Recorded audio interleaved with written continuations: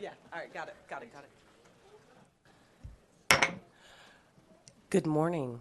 The Senate Committee on Judiciary will come to order. The Secretary will mark all senators present. We're going to go ahead and take this a little bit out of order and start with SB 265, if that's okay with you, Senator Gansert. We're going to go ahead and open the hearing. And please, welcome to the committee. Go ahead and start with your bill presentation when you are ready. Thank you, Madam Vice Chair and members of the committee. Today I'm here to present Senate Bill 265. Last month, we considered SB 143 around criminal background checks. And when we were going through that process, I started contemplating there's quite a bit of information that's supposed to be transmitted between the courts to the central repository, and I wondered whether we were really getting all that information. So this bill really is looking to close the gaps, the communication gaps between the various courts across the state and the central repository, which is run under the Department of Public Safety. Specifically, law states that within 5 days, if there's, and this one addresses mental health, and there'll be a friendly amendment later, but this specifically addresses mental health. And when there's a mental health adjudication, which can be a record concerning the appointment of a guardian for a person with a mental defect, a plea or finding of guilty but mentally ill, a verdict acquitting a person by reason of insanity, a finding of incompetence for trial, or an involuntary admission to a mental health facility, those criminal records are supposed to be transmitted within 5 days to the central repository under the Department of Public Safety. And then when they receive that information, they're supposed to upload it to the national database, which is nicknamed NICS, but it's the National Instant Criminal Background Check System. So that information is critical so that if someone is looking to purchase a weapon, we know if they are mentally ill. So you have to have that information. And we've heard in the past where there's cases where there's gaps in communication. So maybe somebody gets a weapon that really shouldn't have a weapon. So that's the purpose of this bill. And what I found is currently, and we have Mindy McKay from Public Safety who can testify, but my understanding is that the courts essentially fax information into DPS, and then they upload it within 24 hours. But DPS has not had the resources to be able to make sure that all the information is being transmitted, and if it's being done within 5 days. So Section 2.2 of the bill requires the central repository managed by the Department of Public Safety to contact all the courts and coordinate efforts to ensure timely submission of records. Further, in Section 1, the central repository is required to prepare and submit a report to the governor and LCB to identify each instance in which a record required to be transmitted by a court to the central repository was not timely submitted during the previous fiscal year and to provide the reason for the untimely submission. And while this is simple, I think this will go a long ways to close the communication gap because we've really never monitored or audited that information. And as I mentioned, Mindy McKay's here from the Department of Public Safety. She's going to offer a friendly amendment to expand what they'll be monitoring to include a couple other things. Misdemeanor convictions of domestic violence and also felony convictions. That information is also required to be submitted or transmitted to the central repository, but they have not had a monitoring program to make sure that they're getting all of it and that they're getting it within a timely manner. And this, I think, is a step to make sure that if we're going to run background checks, we do it in an effective manner and close those communication gaps. I'm open to questions now, or Mindy will be testifying as neutral but can provide more background, so you're welcome to listen to her first or however you'd like to approach it. Are there any questions at this time? Senator Pickard. Thank you, Madam Vice Chair. Senator Gansert, I think this is such a great bill, I signed on to it. But I did have, once the bill dropped, I did have a couple of phone calls. And I just want to make sure that the record is clear. This is just for adjudications where we've had someone deemed legally to have a mental illness. We're not talking, this is not intended to capture every legal 2000 that takes place in the county, which might represent a temporary crisis but not a long-term one. Is that correct? Thank you, Senator Pickard. So this would cover involuntary admissions to a mental facility. I'm going to let DPS answer the question about Illegal 2000, but essentially, these are statutes that are already on the books. We're just making sure the information is being transmitted, so we're not expanding the number of adjudicate, and this will, all of these would also have due process, right? So this is about adjudications. We're not expanding what's required in a background check. We're making sure the information is readily available. So if someone currently under Nevada statute cannot purchase or possess a firearm, that information is available so that the folks know that. All right, I appreciate that. And when DPS steps up, I'd love to have a specific answer to that question. We just want to make sure that we're not creating problems for people that don't actually have long-term problems, because the Legal 2000 is a process used for any crisis where we think someone needs some extra attention.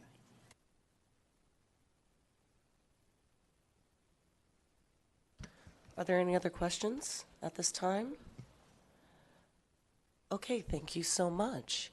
I will go ahead at this point then and open the hearing up for any testimony in support of SB 265, both here and in Las Vegas. Welcome. Go ahead and please state your name for the record and begin when you're ready. Madam Chair, members of the committee, my name is Tessa Laxalt of Cornerstone Consulting Partners, and I am here on behalf of the tens and thousands of Nevadans who are proud members of the National Rifle Association to testify in support of SB 265. In our longstanding advocacy and support efforts to address mental health issues in Nevada and across the country, we are proud to support Senator Gansert's legislation that will help ensure timely and accurate sorry, too much coffee this morning. Timely and accurate record sharing between our central repository, mental health agencies, this body, and the public in general. The NRA was supportive of the underlying legislation that established a reporting deadline, and we are equally supportive of this legislation that will further promote timely and accurate reporting of mental health records. We applaud Senator Gansert's efforts, and we encourage support for this important legislation. Thank you. Thank you. Are there any questions from the senators on the committee at this time? Okay, is there anyone else here who would like to testify in support for SB 265? Anyone like to testify in opposition to SB 265? Welcome. Go ahead and state your name for the record when you're ready. Good morning, Madam Vice Chair, members of the committee. My name is John McCormick. I'm with the Nevada Supreme Court AOC, and I'm in the unenviable position of opposing this, not in principle, but just because we have some concerns. In 2014, this issue came to light, and the AOC worked with all the courts to ensure that they were timely reporting these mental health decisions, and I think our viewpoint is that this is not necessary at this time, as we are not aware, have not been made aware by DPS or anyone else, that this reporting is not occurring currently. So that's kind of the basis, is just that perhaps this is not necessary to ensure that those reports are being made. Additionally, we have some concern with Section 1 that the report does not also go to the Chief Justice, who, under the Constitution, has the authority to compel the Judiciary to do things. And then also I can answer Senator Pickard's question. The involuntary commitments under 433A as contemplated in this bill do not include the temporary Legal 2000s. I have a quick question for you.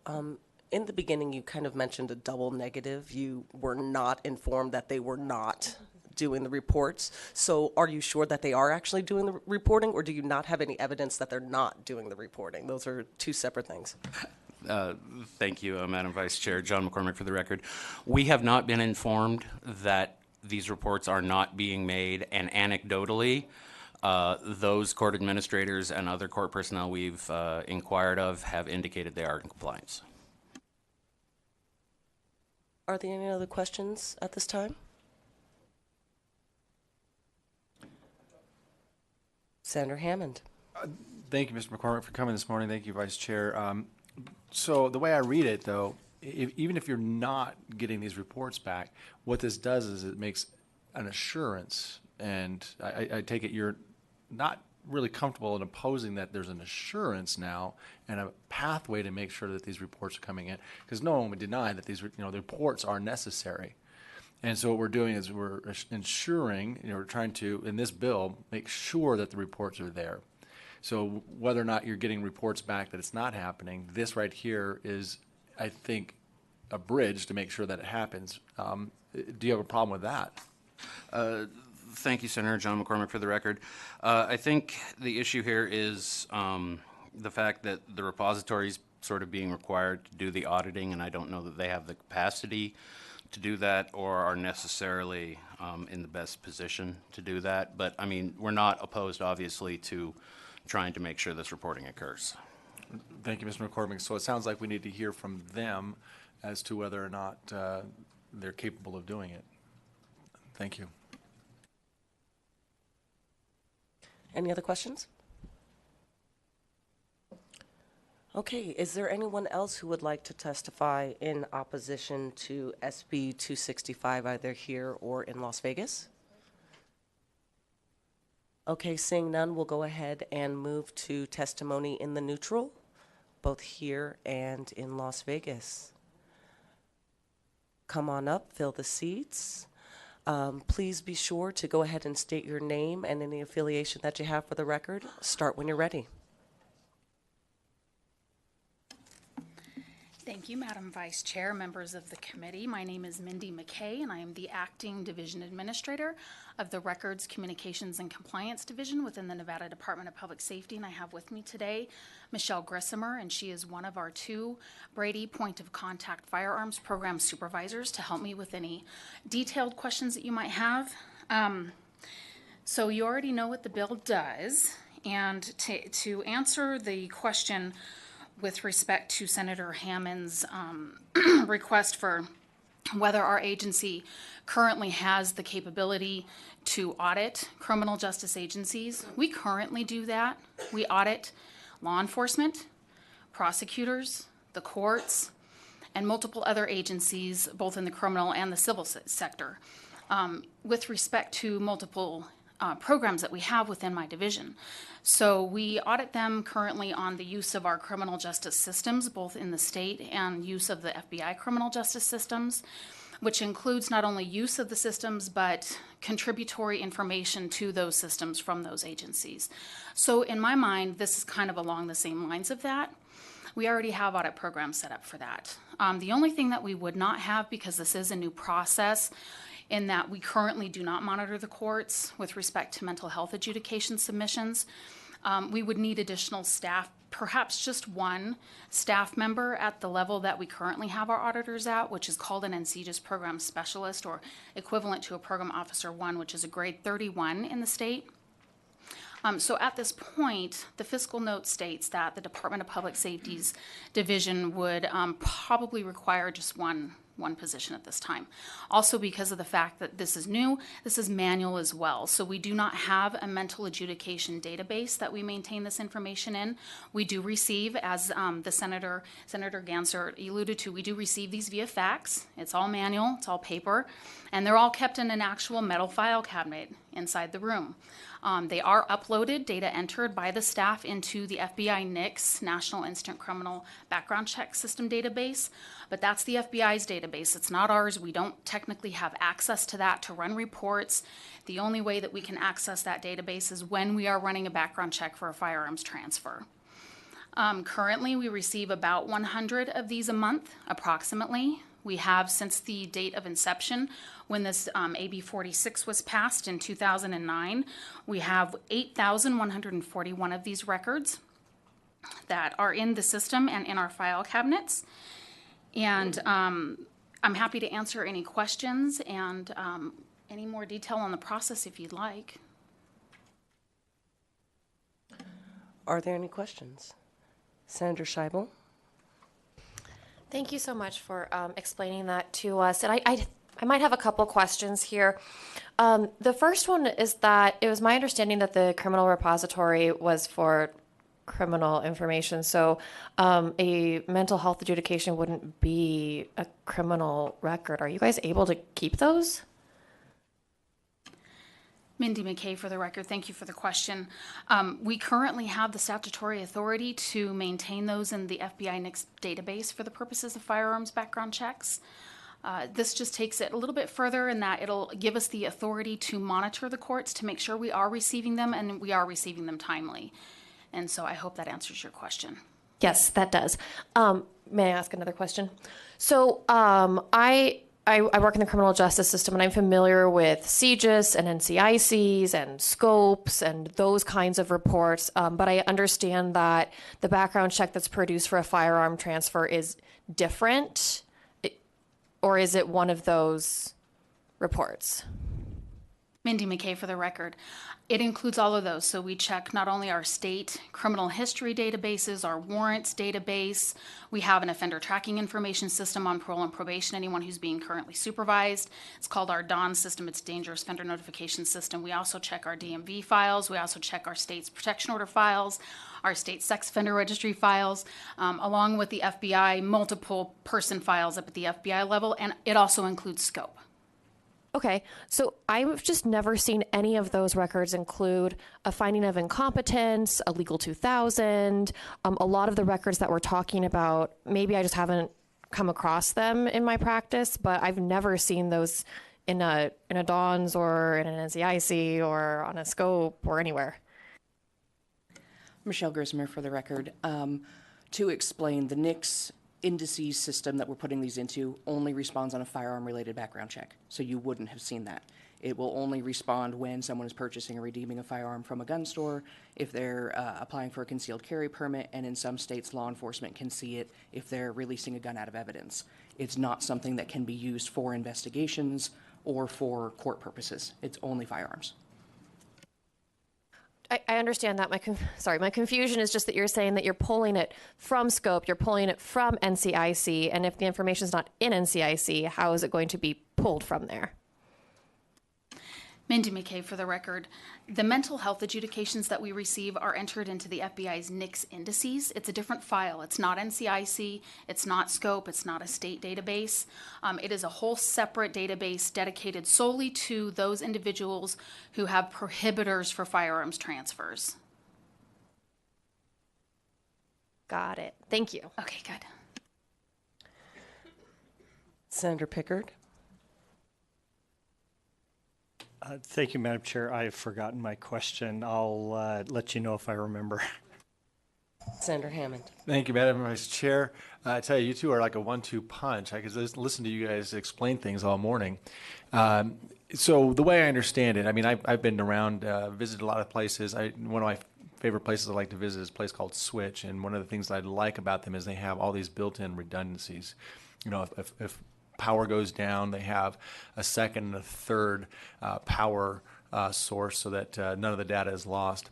It was impressive. And so what I'm gathering from this bill is that while there is supposed to be a report that is submitted, sometimes it may not happen, and what you are is a redundancy. You're the backup. You're the source that makes sure that it happens, because we don't want these things to happen. The way the bill, to me, is written is it is, in fact, a way to make sure that these people do not get weapons that they could use to do harm to others. Is that kind of the way you read it? Mindy McKay, for the record, that is correct. I do believe that the monitoring aspect of this bill and then the reporting, it does help to ensure, like you said earlier, that not only are we receiving them, but that we're receiving them timely in accordance with statute that currently says within 5 days of adjudication. So we're just here to help that along, to make sure and monitor the courts, make sure that we're getting them and that we're getting them timely. And it's something in line with what we already do. And it also is going to be in line with the friendly amendment that we would like to work on with Senator Ganzert with respect to taking the monitoring or the tracking of this information that we receive a little bit further with respect to fingerprint submissions for arrests, with respect to dispositions that come out of the prosecutor's offices and the courts. and also with respect to protection orders that we receive from the courts as well, along the same lines. We have been asked by the Department of Justice recently, received a letter from the U.S. Attorney General about the government had passed what's called a Fix NICS Act. They're asking all of the states and the tribes and the federal agencies to come up with a 4-year plan on how to improve our NICS background check systems and our criminal justice information sharing to that end. And so this actually goes in line with that. And so we're happy that we've been requested to do this friendly amendment. And then also it's in keeping with the Advisory Commission on the Administration of Justice, as well as their subcommittee on the criminal justice information sharing's goals to, again, improve the state's criminal justice information sharing. So I wanted to also throw that in there. Yep, and go ahead and throw that in there. I'm thoroughly impressed. You two have really explained things very thoroughly. I mean, you guys throw out acronyms more than anybody else I've known, but I'm very thoroughly impressed with your testimony. Thank you so much for your answer. Good news. Senator Pickard has remembered his question. Thank you, Madam Vice Chair. I was intrigued, and this is probably a process question, and particularly in light of the federal request, as to the additional position. I'm assuming that person is already reviewing the records as they arrive, entering it into the various databases, and it would be a very, I would think it would be a very simple thing to determine whether or not it was timely filed, and then add that to the report. And particularly given now that we are tasked with helping the federal government improve the NICS system, how does this all dovetail, and are we then paying for the person to help with the NICS system, or is this really, is the reporting, the auditing and reporting really a full-time function for another person, and then they couldn't help with other things? Can you just explain how that additional staff person would be used? Mindy McKay for the record. So especially if there's a friendly amendment that's going to then add additional monitoring or tracking or auditing. So at least one staff member would be full-time dedicated to this. Because of the volume of the records that we receive and the amount of courts that there are in the state, first of all, we'd have to hire the person and we'd have to create this process, because this is a new process. Although it falls in line with the process that we follow for audits, it's not going to be it's not going to be completely similar to that. So there's going to be a little bit of tweaks that are going to have to be done. So they're going to have to create this process, and then they're going to have to implement it, and they're going to have to work in cooperation with the agencies that we're going to be monitoring. And so having one additional staff member not only will assist with the creation of this process and the implementation of this process, and then the ongoing maintenance and monitoring of this process, but it will also help if there is this friendly amendment. And then if there happens to be free time, which I highly doubt, we have plenty of other audit work that they can assist their counterparts with. They probably will not be doing the data entry of these orders into the NICS indices. The current staff who currently does that will probably retain that function. They will be solely dedicated to the creation and the monitoring pursuant to this bill. All right, and I appreciate that. I guess my thought was only that I don't want, everyone can use more help, I think, but I don't necessarily want to burden this bill with a staff member that might be really unnecessary to implement this bill, but then be able to do other things. It's certainly not a knock on you guys. I think you do great work. I just wanted to kind of understand the boundaries that we're dealing with and whether or not this bill actually needed a full-time staff person. It sounds like we do. Thank you. Thank you. I have a quick question, if I could. Absent this bill, is there any way to know how many adjudications don't actually get reported? Mindy McKay, for the record, not from our standpoint, not from our perspective, because we don't have the authority to reach out. I mean, we could reach out and ask, but they don't have to tell us. So what this does is it gives us the authority to be able to reach out and work with them to get them into compliance if they're not. Any other questions at this time? Okay, thank you so much. We'll go ahead and invite Senator Gansert back up for any closing remarks if she'd like. Thank you, Madam Vice Chair. For the record, Heidi Gansert. I want to thank the Department of Public Safety for coming up and explaining the process and how they can make this system better to close the gaps in communication. And I want to, a couple things. This was an interesting hearing, given the NRA was for this and the courts were against it. So I have no problem with amending to make sure that the Chief Justice receives a copy of the report if this legislation is passed. I also, again, want to reiterate that this is not an expansion of prohibit people from getting firearms. This is about making sure information that resides with the courts is transmitted. There's no gaps in communication to the central repository, which is required by current statute. So this does not change statute. It really is a monitoring program to make sure they get all the information which is appropriately uploaded into the databases, or to the database essential, the NICS system, and then stored.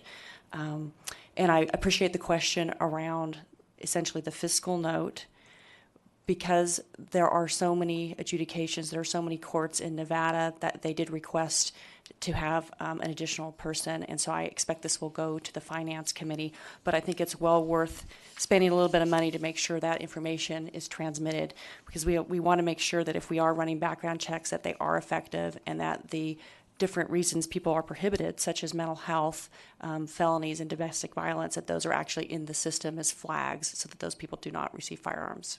Thank you for your consideration. Thank you, and it doesn't look like we have any additional questions. So at this time, I will go ahead and close the hearing on SB 265. We are going to actually take a short recess before we hear SB 97, and we will be in recess until the call of the chair. Thank you.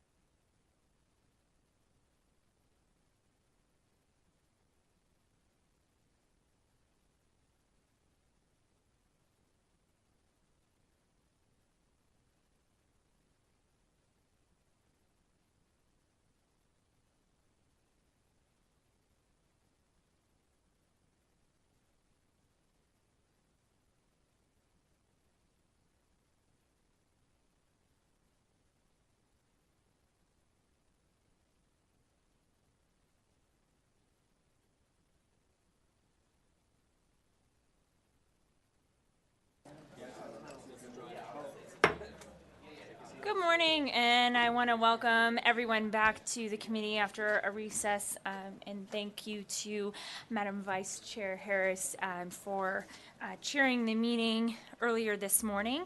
It looks like we do have a lot of our youth legislators here with us this morning, which we are delighted to have as part of Youth Legislature Day here at the Nevada Legislature, and couldn't be more thrilled to have all of these wonderful young voices here to help us pass laws and to certainly to present the bill that they have brought forward, Senate Bill 97.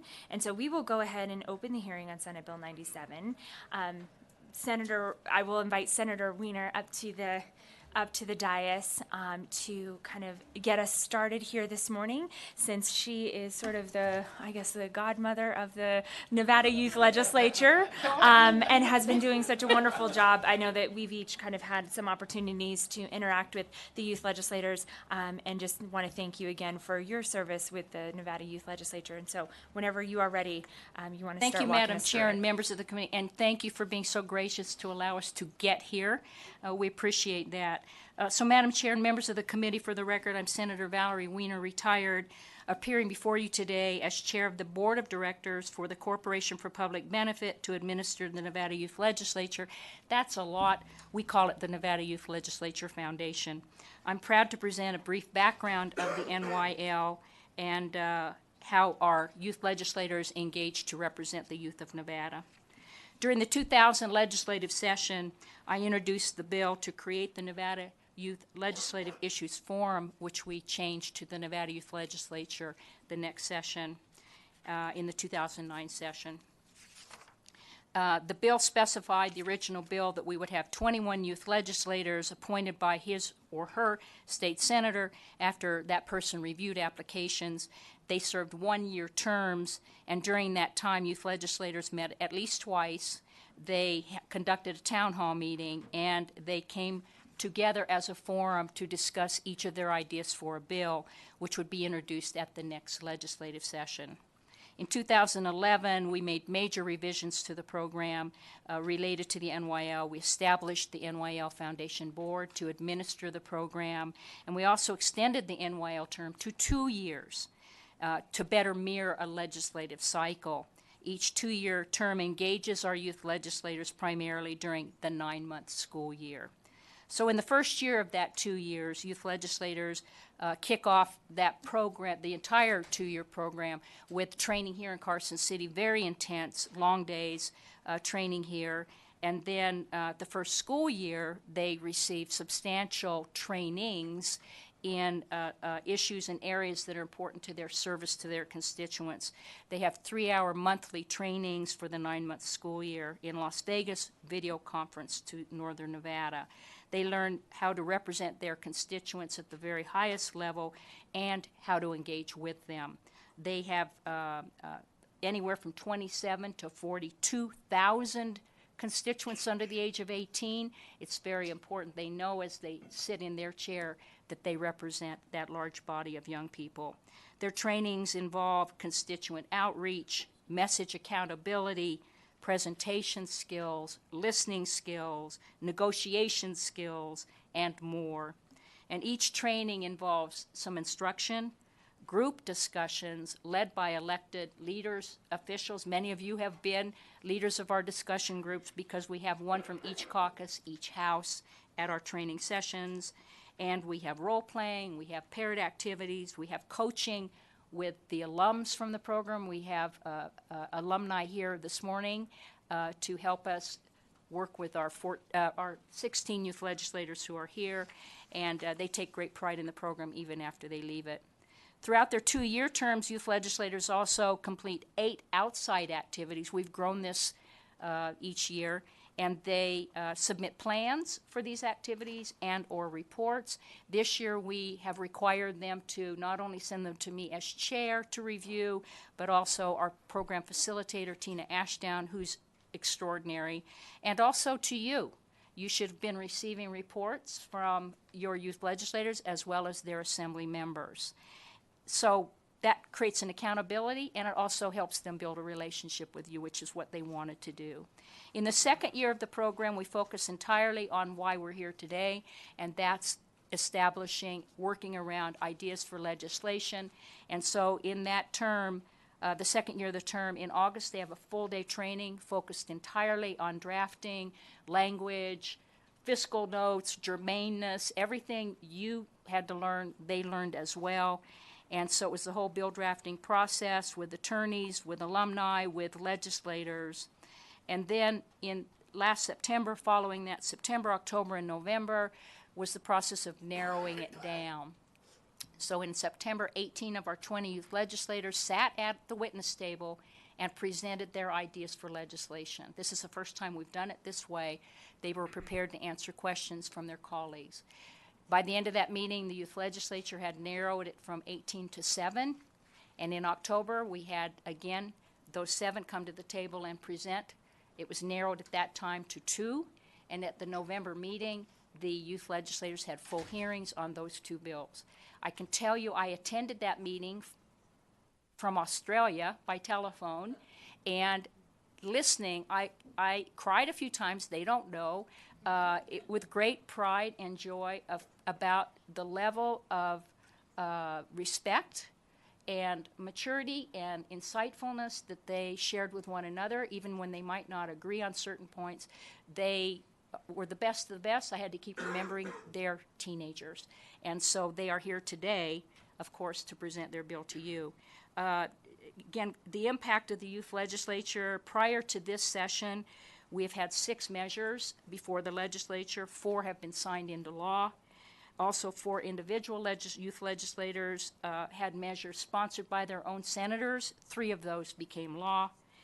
And even this session, we have 2 youth legislators who've worked with legislators. They are moving those bills through. One of our youth legislators testified on Friday, and another one was gathering signatures yesterday for a measure in the other house that will come to you. They are very active. They are learning so much from you, and they are here today to explain why they want their measure to garner your support. And as a PS to all of this, we have earned 42 state, national, international awards for this program. We are pending with 4 others. I haven't heard back from them yet. So we are observed by others as an exemplary program because of the level of engagement you have committed to the program, as well as the staff. It's just extraordinary. And we're all very proud of our young people and the relationship they have with the legislature. So, Madam Chair, on behalf of the foundation, I thank you for this opportunity as the role of chair and a member of the board. And now I'm proud to introduce our current NYL chair, Olivia Yamamoto, our first youth legislator who will complete 4 years, 2 two-year terms in the program, extraordinary voice for the Nevada Youth Legislature. Madam Chair, thank you so much. Members of the committee, I appreciate your allowing me to give you a little bit of background on our program. Our program. Thank you. Great. Thank you so much. We appreciate the work that you are doing, and certainly appreciate all of our youth legislators who are here today. So with that, we would like to have whoever is going to come and present this bill in the initial phases to come on up. And we'll let you get settled. And whenever you're ready, if you can help walk us through the bill, that would be great. All right, good morning, Madam Chair, members of the committee. My name is Olivia Yamamoto, and I currently serve as the chair of the Nevada Youth Legislature currently. Last year, a freshman from my own high school was murdered by his father because, as he put it, he'd rather have a dead son than a gay son. Giovanni Melton, I wish you were here to see how hard we are working to protect kids just like you. According to the Pew Research Center, the LGBTQ plus community is more likely to be targets of hate crimes than any other minority group. This oppression is further perpetrated by the gay and trans panic defense, a defense used in American courts right now in order to justify the murder or other brutal acts because of an LGBTQ plus person, their sexual orientation, or their gender identity. One of the most infamous examples is the story of Matthew Shepard, a 21-year-old college student who, after making a pass at 2 men in a gay bar, was beaten, pistol-whipped, tied to a fence, and left to die. In court, Matthew's murderers claimed that they were in a state of homosexual panic that caused them to murder Shepard. But an LGBTQ plus person doesn't need to make a pass in order to be blamed for their own death. In California, 14-year-old Brandon McInerney shot fellow openly gay classmate Larry King execution style in front of their teacher and classmates because 2 days earlier, Larry had asked Brandon to be his Valentine. I could go on, bearing the details of every time our justice system has failed us, accepting blatant and disgusting homophobia and transphobia as a reason to murder or brutalize an LGBTQ+ member. SB 97 calls for the banning of the gay and trans panic defense under its 3 uses: diminished capacity, heat of passion, and self-defense. The American Bar Association has called for the banning of this defense, but only California, Rhode Island, and Illinois have followed through.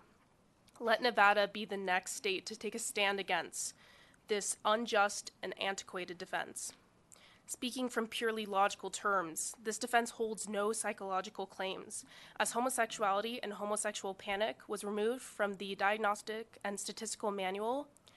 And by upholding this defense, we are telling LGBTQ+ members that their lives are worth less than others, and that their sexual orientation or gender identity, something they cannot change, is to blame for their death. It is alarming and terrifying that so few people are even aware of the existence of this shameful defense. We are so passionate about this topic because it's a matter of who's next. It could be your LGBTQ+ family and friends. It could be me next. Don't let one more person be blamed for their own death, for who they are and who they love. Thank you all for listening, and I'm going to pass it on to my Vice Chair, Rachel Rush, for a little bit of history on the bill. Hello, this is Youth Legislator Rachel Rush for the record. I'm the Vice Chair of the Nevada Youth Legislator. So this bill was originally proposed during our bill drafting session along with 17 other bills from my fellow youth legislators. As reiterated by Senator Wiener, we had 3 meetings where we narrowed it down and eventually came to the 2 bills, one of which being Chair Yamamoto's bill. We all decided this would be the best and that this is the one we wanted to present to you all today. So that was how we came to have this bill. Just some general statistics. The Human Rights Campaign has said that there are over 10,000 LGBTQ+ identified youth ages 13 to 17. However, this does not account for many of the youth that do identify because a lot of them do not come out due to the fact that it could be dangerous or harmful to them in any way to come out. Like in cases where people are murdered and then use this type of defense. And not only does it affect the youth, it also affects adults. NBC has said that it has there's a record high 4.5% of people in America who identify as LGBTQ+. But again, this does not account for all the people who cannot come out because of circumstances like this, where if they are just even perceived to be an LGBTQ person, they can be attacked for that. And that's it. Thank you. Thank you, and we are open to any questions that the committee might have. Okay, Senator Pickard. Thank you, Madam Chair. And just as a, excuse me, a point of personal pride, I suppose, it's irrational, but Chair Yamamoto is from my district. And I would love to claim her as my appointment. Unfortunately, that belongs to my predecessor, but I'm certainly pleased to see her here. So with that, just a couple of questions regarding the substance of the bill. I certainly support the idea, and as to Section 1, Sub 3, I think that's the policy decision that the legislature gets to make as to whether or not a person is justified in any respect. But first, with respect to section number 1, as I understand your testimony, the medical community has already removed from the DSM any reference to this defense. And in fact, I believe, and I think this is confirmed from the district attorney's proposed amendment, that there's no defense currently allowed. This defense is not currently allowed in the state of Nevada. Is that correct? Yes, that's correct. All right. And then with respect to sub 2, section 1, sub 2, we're saying that we're actually making a legal determination of a diagnosis where we say that a person does not suffer from reduced mental capacity based on this defense. Are you aware of any legislation, any law anywhere in the Nevada revised statutes where we make a determination of a medical diagnosis?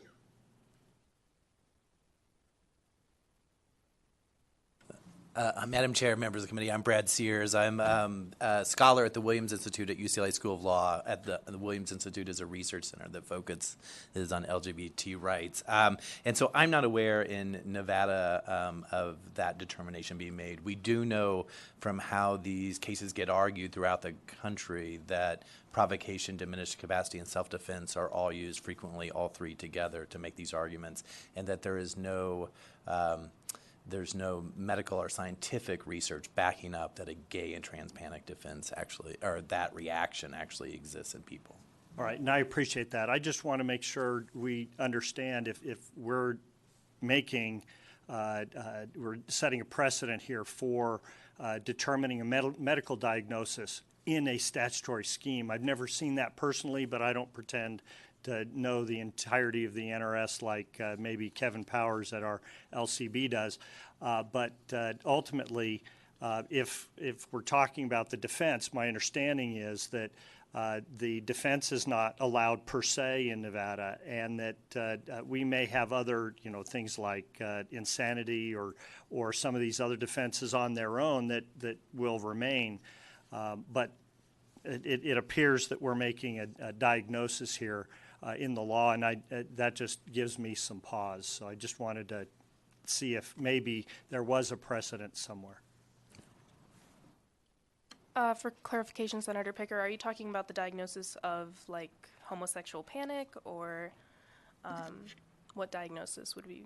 No, we're in sub 2. It says a defendant does not suffer from reduced mental capacity based on the discovery, and it goes on. So we're saying in law what a person does not suffer from, and I think that might be kind of dangerous to legislate as to what a diagnosis is. But again, if this is not the first time, if there's other examples of this, I just wanted to put that on the record. And so I guess I can kind of clarify a couple of things. The reduced mental capacity in sub 2 of this bill would relate to, generally speaking, and maybe Professor, you can kind of answer this one. Generally speaking, that would apply to a defense of diminished capacity, and that is my understanding of what that language is trying to get at. Is that right? Yes, that's correct. Okay. And I think, Senator, what you're referring to is that in Nevada there is not generally a defense of diminished capacity, but that is separate from what was mentioned by Youth Legislator Chair Yamamoto, which was that the DSM does not have this currently within its manual, but that is different than what would ordinarily be diminished capacity under the law as a defense to a crime. And I think so those are sort of two separate things. There's the DSM and whether that is a recognized thing within their manual, and then the idea of diminished capacity as a defense, which doesn't relate to the DSM necessarily, but does not exist in Nevada law and other places. And hopefully that clarifies, I think, where you were trying to go, but hopefully that clarifies that, I think. And thank you, Madam Chair. I'm aware of the distinction there. The one was just regarding the medical community's establishment or disestablishment of the condition, and then the second had to do with the defense and the apparent diagnosis, making a statement in law as to a person's mental condition or capacity, and I just was wondering if there was any other place in the statutes where we've made that determination. And it looks like Senator Scheibel might have an answer to my question. Thank you. If you don't mind, Chair, if I weigh in. And Mr. Sears perhaps can also shed some light on this. We're actually talking about a finding of fact by a jury. And diminished capacity is one finding of fact that is within the purview of the jury to make, not a finding of law, which is for the judge to make, but a finding of fact that would indicate that there is some self-defense claim at hand. And so the finding of fact can be based on a diagnosis, it can be based on testimony, it can be based on medical evidence, it could be based on any kind of presentation by the defense at the trial. And so we're not indicating in this law that there is any kind of medical condition or a lack thereof, but rather we are indicating to the court a particular finding of fact that will not be allowed in a Nevada state court, just like we don't allow findings of fact that somebody whose wife was cheating on them was in fact insane, or other findings of fact indicated in our self-defense statute. Would that be accurate? Yes, very much so. And I think the background here is if you go back, well, not too far in our recent past, there would even be expert testimony tried to be provided that there was a mental health or psychological phenomena of a gay or trans panic. And that has been roundly discredited by those professions as being pseudoscience. Vice Chair Harris. While we have the legal scholar at the table, I wanted to ask a quick question. Given that we don't currently have diminished capacity here in Nevada, are we opening the door to that defense by mentioning it in the statute? Or is that something that you're not worried about? Do you feel that for Nevada, it is particularly important that we maintain that subsection? Or is it just, kind of a blanket, let's cover all bases, but we might be opening up something kind of new?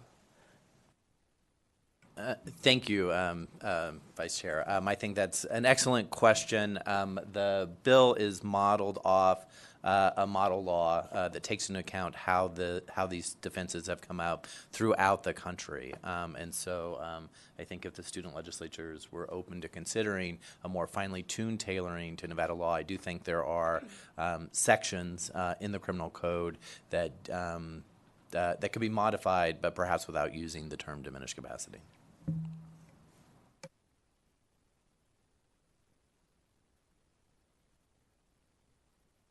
Senator Scheibel. I have one more question that I want to ask to the authors of the bill. I think that this is you guys bring up an incredibly important issue for our court system, for our political system, and I think that you guys have crafted a really good bill here that addresses the ways in which we've seen this defense used, and we've been kind of focusing on murder cases because there are some special statutes and some special legal concepts that attach to murder trials and murder convictions. But would this also apply to other cases? Could you see the application to perhaps a battery case or an attempted murder case? Yes, it could apply to that per the statutes.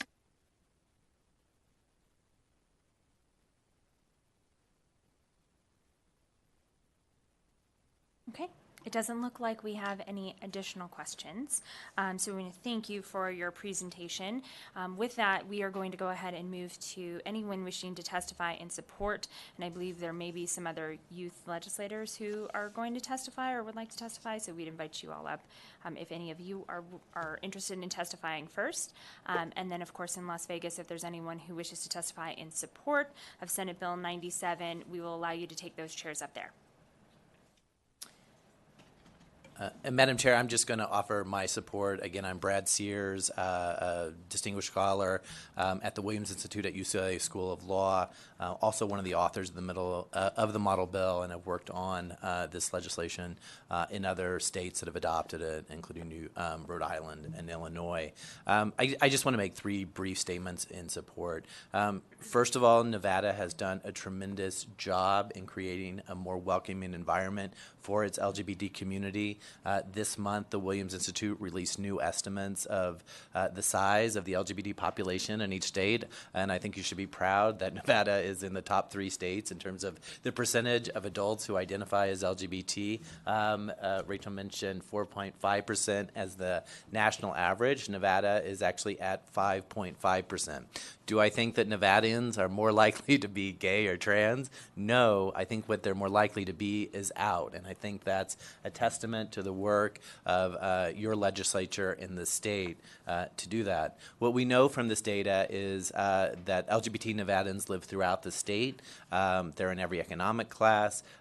They work, they contribute to the economy. Over 1 in 5 is raising children. What we also know is that they're more likely to face discrimination and violence, and as a result, they're more likely to have lower incomes, and they're more likely to have health issues. And so one of those disparities that they face is really an epidemic of violence against LGBT people. From analysis we've done at the Williams Institute, we know that on a per capita basis, LGBT people are more likely to experience hate crimes than any other group protected by hate crime statutes. And I think it's important not to say that just about the LGBT population as a whole, but recognize who is most likely to be targeted. It's most likely LGBT people who are also people of color are more likely to be targets of hate crimes. Gay men of any protected group are the most likely to have physical and violent attacks on their body, while anti-Semitic crimes, hate crimes, are the most likely in terms of crimes focused on property. It's really targeting gay men, and then secondly, transgender women. Year after year for the last 4 years, we've had a record number of transgender women of color who have been murdered. So I really see the value of this bill is for the state to take a stand against this epidemic of violence and to say that the state protects LGBT people in the state. More importantly, when it comes to provocation, what's developed in our law is a statement that it is not only understandable that an LGBT person could be violently attacked and murdered, that it is reasonable. So what's in the provocation defense or mitigation is that it is objectively reasonable. This is what an average person, a reasonable person would do. And so this is not only an important stand in ending violence against specific people who might be killed and in specific cases, but I think really sending a message throughout the state that LGBT people are full and equal citizens in the state. Thank you. Oh, and before, Mr. Sears, before you leave, I do believe we have a question from Senator Orenshaw.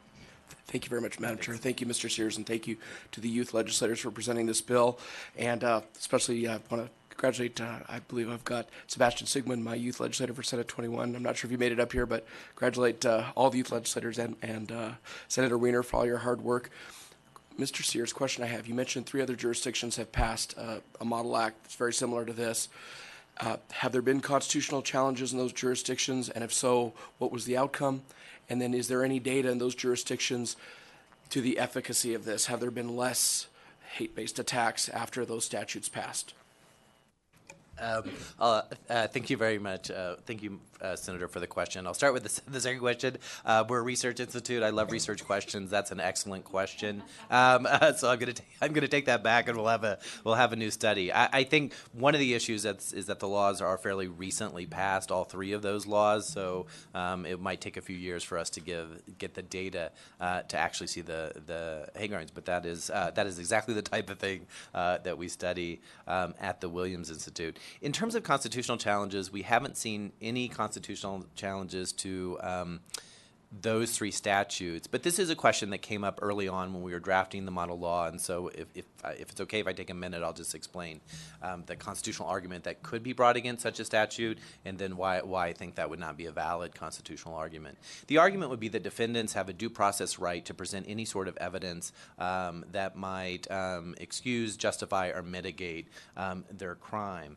The Supreme Court held in 1996 in a case dealing with what many states do, which is not allow voluntary intoxication to mitigate a crime, to say that is perfectly constitutional. And first, it just noted our history of allowing states to really define what is admissible and relevant evidence in criminal trials, and to define the elements of the crime. So if you look at provocation or heat of passion across states, they're defined in very different ways throughout the country.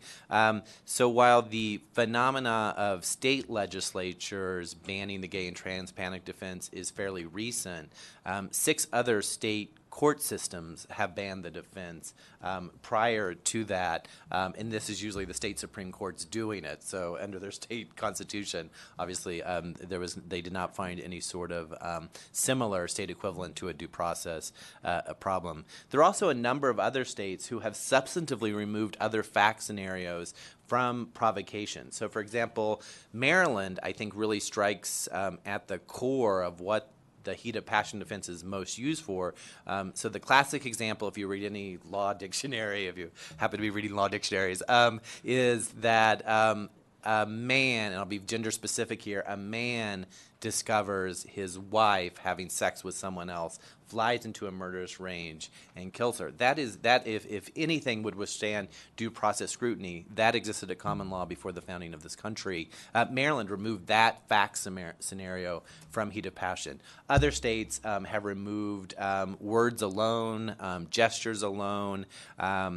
2 states have removed children crying as a provocation. So this kind of intervention in this area has been done a number of times, either by courts or state legislatures. And I'll wrap up quickly by just saying a due process challenge would look at, is this defense kind of a fundamental principle of our constitutional tradition? And it would look at the length of the defense has been around, how many jurisdictions have adopted it, and kind of what the current trend is in terms of states adopting it or not. This didn't exist before the 1960s, and usually our courts look at the founding fathers and what was going on then, not the late 1960s, for the length of a defense. The cases are kind of codifying this defense are only in half the states, and the trend really for the last decade in particular through Supreme Court, state Supreme Court case decisions, and then more recent legislature is to remove this defense. So I think it would be a really uphill climb to make any sort of due process argument against this. Thank you, Madam Chair. Thanks. Great, thanks.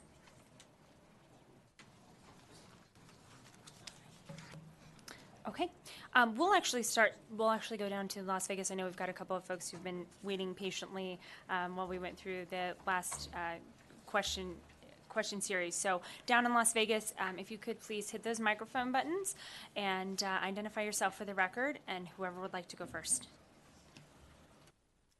Good morning, Madam Chair and members of the committee. My name is Alyssa Cortez. I am the regional organizing lead for the Human Rights Campaign. I live and work in Southern Nevada. And on behalf of the Human Rights Campaign and nearly more than 3 million members and supporters nationwide, including 55,000 Nevadans, thank you for the opportunity to submit testimony on SB 97. As an advocate for LGBTQ individuals, HRC believes that a perpetrator's realization of a victim's actual or perceived sexual orientation or gender identity should never be available as a legal defense for violent crimes. The so-called gay and transgender panic defense allows a criminal defendant to justify violent crimes on the purported grounds that the defendant's shock at discovering the victim's sexual orientation or gender identity caused the defendant's violent action. While it may be tempting to dismiss these defenses as relics from a less tolerant era, they have been used drastically to reduce the sentences of violent perpetrators as recently as April in 2018. The continued use of these defenses is especially alarming in the face of a rise in hate-motivated crimes against LGBTQ individuals. The National Coalition of Anti-Violence Programs recently reported that hate-motivated homicides of LGBTQ individuals has steadily increased since 2012 and has increased 86% between 2016 and 2017. In short, gay and transgender panic defenses send the destructive message that LGBTQ victims are less worthy of justice and their attackers justified in their violence. Their continued availability in Nevada courts of law is a direct attack to the dignity and safety of LGBTQ residents. So I'd like to thank you for the opportunity again to submit testimony in favor of this critical bill to protect LGBT victims of violence. And I would also like to thank the youth legislators of Nevada for drafting the bill. So thank you so much, and that'll be all. Great, thanks so much. Next, down in Las Vegas, please. Good morning, and thank you very much, Chair, for allowing me the opportunity to testify. For the record, Zachary Kenny Santawan. I am also a legislative intern for the Human Rights Campaign, and I would just like to point out some specific examples of how just heinous some of these crimes can get where the gay panic defenses no can be used. back in 2008, an individual by the name of Andre Zapata was beaten to death by another individual when, after a sexual encounter, they learned they were transgender. Another more recent example in 2018 was when James Miller was stabbed to death by David Spencer when he was found out as being gay. So these are really, truly heinous crimes that we are allowing to be viewed as less so simply because of the fact that the victims were gay, and that is somehow, or members of the LGBT community, and that is somehow shocking. And to just illustrate the absurdity of this, think of it this way: like, say you had two people, a white person and a person of color, who only spoke over the phone, and then upon learning that the other individual was a person of color, the white person lashed out and attacked them. Like, would that be viewed as, an acceptable defense? No, that's silly, that's absurd, and it's really truly dangerous to members of this community. So I would very much urge for the passage of this bill. And to conclude, I would also like to remind the committee that in 2013, the American Bar Association unanimously passed a resolution calling for stronger legislation preventing the use of this defense in recognition of how dangerous it was. Thank you very, very much again, Chair, and that'll be all. Great, thanks. We'll come here in Carson City. Whoever would like to go first, please. For the record, my name is Brooke Malath. I'm the president of the Transgender Allies Group out of Reno. First, I am in utter awe and deep respect for the Nevada Youth Legislature bringing this bill forward. Their empathy, their understanding, their wisdom really rings long and hard with me. In the early 2000s, Gwen Arroyo, a transgender teenager, was at a party outside of Sacramento. And she had some contact with 4 boys that were there together. She had an intimate act with at least one of them. And they knew beforehand that she was transgender. Afterwards, a couple of the boys were being teased that you just had sex with a trans woman. They got more and more upset. They lured Gwen to her car. They drove her up into the foothills of the Sierra.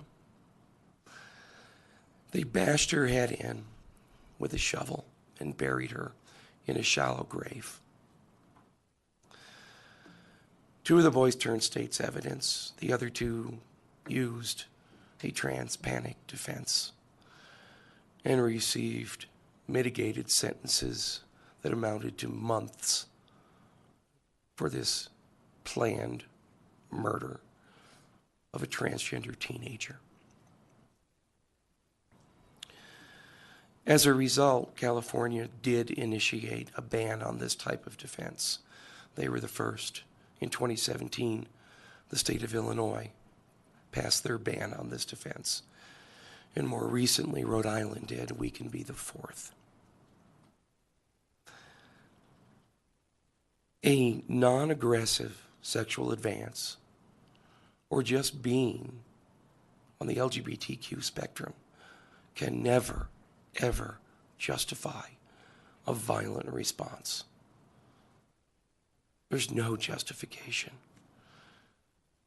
Historically, what has happened is that these defenses have played upon biases and stigma and just heinous representations of who LGBT people are to exploit society's weaknesses.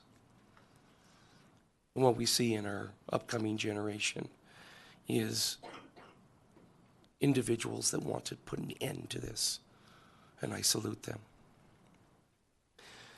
There are some things to, in order to be able to make the language fit into Nevada statute, that working with the Washoe and Clark County Public Defender's Office, I think we have some good proposed conceptual amendments that Mr. Pirro will present a little bit later in this hearing. And I look forward to the opportunity of working with the youth legislature in helping them understand where we're going with this, how it can simplify and articulate exactly what the protections are. And one of the things I think that is absolutely instrumental that I'll share right now is that adding language that would mandate that the court instruct juries on implicit bias in these types of cases will go a long ways to be able to help understand why this kind of stigma is wholly unacceptable when somebody has been murdered and that person does not have a voice to tell the truth about what actually happened, that they're being accused of coming onto somebody in a way that would cause them to react violently. So I thank you to consider this bill. I look forward to working with the youth legislature on these amendments, and I welcome seeing this bill pass so that Nevada can participate in the 21st century. Thank you. Great, thank you. Please. Good morning, Madam Chair, Vice Chair, and committee members. My name is Andre Wade, and I'm the State Director of Silver State Equality, a Nevada-based statewide LGBTQ civil rights program affiliated with, supported, and managed by Equality California and Equality California Institute, collectively the nation's largest statewide LGBTQ civil rights organization in the country. Silver State Equality brings the voices of LGBTQ people and allies to institutions of power in Nevada and across the U.S., striving to create a world that is healthy, just, and fully equal for LGBTQ people. I'm here today in support of Senate Bill 97, which seeks to eliminate the irrational and offensive gay trans panic defense. This defense is used in 3 different ways, as you've heard, to reduce a murder charge to manslaughter or to a justifiable homicide. Provocation, meaning the defendant claims to have been provoked. Diminished capacity, meaning the defendant claims they were not in the right state of mind. And self-defense, meaning the defendant claims to have been defending themselves from the advances of the victim. In other words, the defense is that this discovery of knowledge about or potential disclosure of the victim's actual or perceived gender identity, gender expression, or sexual orientation is reason enough to not only murder someone, but also request a lighter or no sentence at all, because a panic was involved, in which the victim made an unwanted, non-forcible romantic or sexual advance towards the defendant, or in cases when the defendant and victim dated or had a romantic or sexual relationship. It is nothing more than an attempt to use a victim's sexual orientation or gender identity to not only justify a perpetrator's violent crime, but to appeal to others' irrational fears and hatred towards lesbian, gay, bisexual, transgender, and queer persons, and ask them to excuse the crime, which can result in unwarranted acquittals or sentence reductions. Nevada is better than this. Our laws should not validate violence against LGBTQ people. They should not be based on myths or biases towards LGBTQ people. We should be strengthening our current hate crime statutes, not excusing hate crimes because the victims were of a particular identity.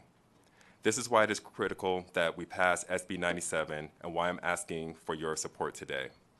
We are very supportive of the youth legislature taking on such an impressive bill that was inspired by an unfortunate incident in 2017 here in Nevada involving Giovanni Melton.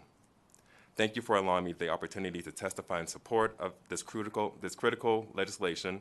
Additionally, I'd like to thank the youth legislature for courageously taking on a bill that will touch many lives in Nevada. Thank you.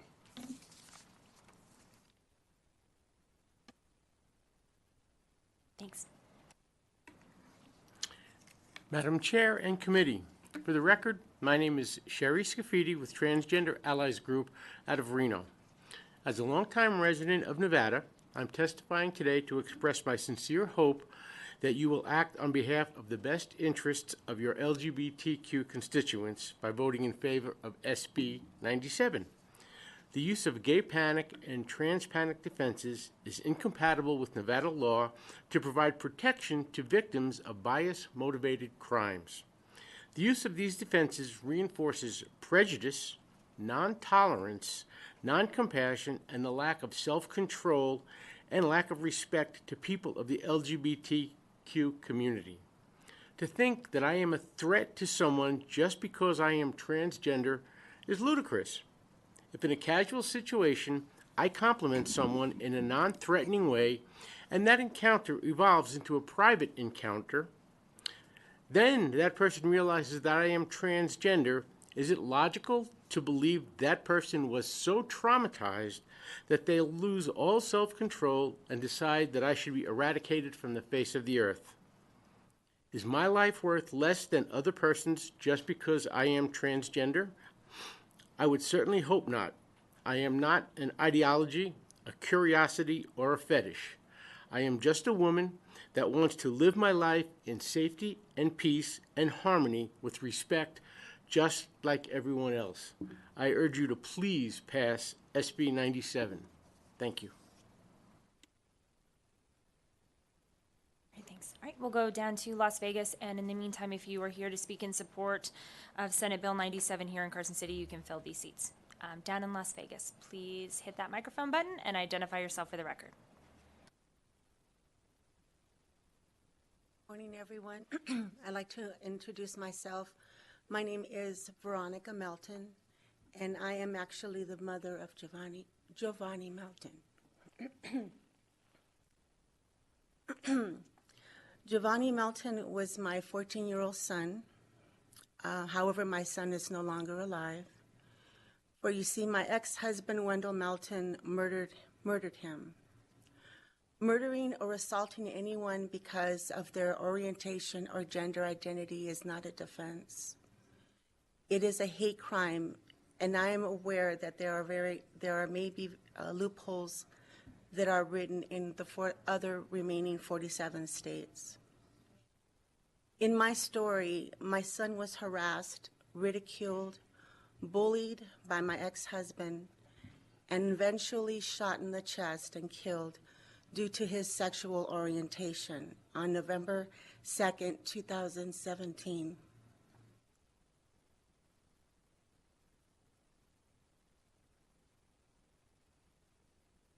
On that day, my ex-husband was notified that my son stayed home from school by the high school.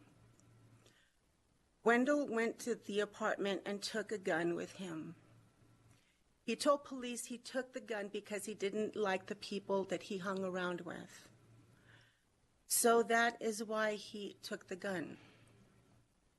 My oldest son told me later that he was present when his father Melton had previously brandished a gun when he caught Giovanni with his ex-boyfriend at the apartment. The story was told to me later after Giovanni had been murdered. On November 2nd, his father went to the apartment they apparently had a huge argument according to their neighbors. And his father claimed that Giovanni Melton, my son, a 5'6", 125-pound boy, tackled a 6'2" grown man weighing approximately 230 pounds to the ground. Police reported that there was no sign of any struggle showing that my son was fighting. Wendell accused my son of overpowering him, having to pull a gun out to defend himself because he was afraid of the gay people that he was associated with, and he was afraid for his life. The police say Wendell kept changing his story, and because he had a history of domestic violence, he was never permitted to carry a weapon again. He illegally was found owning 6 guns, according to the Henderson Police Department. I love my son. He is always in my heart. I loved him then, irregardless of his sexual orientation. It is not a crime to be gay. His identity isn't either. After speaking to my oldest son, he told me that my ex-husband would despise the fact that Giovanni was gay, and he couldn't tolerate it. His father snapped on November 2nd, 2017, and took my son's life. I believe his panic defense, although it was not verbalized, is applicable to his murder. And in this situation, there should be no defense for what he did. The panic defense should also include felicide. No one has a right or excuse to murder one's own children. My situation is very gruesome because it is not a stranger that claimed the panic defense. It was my son's biological father. It has taken me 2 therapists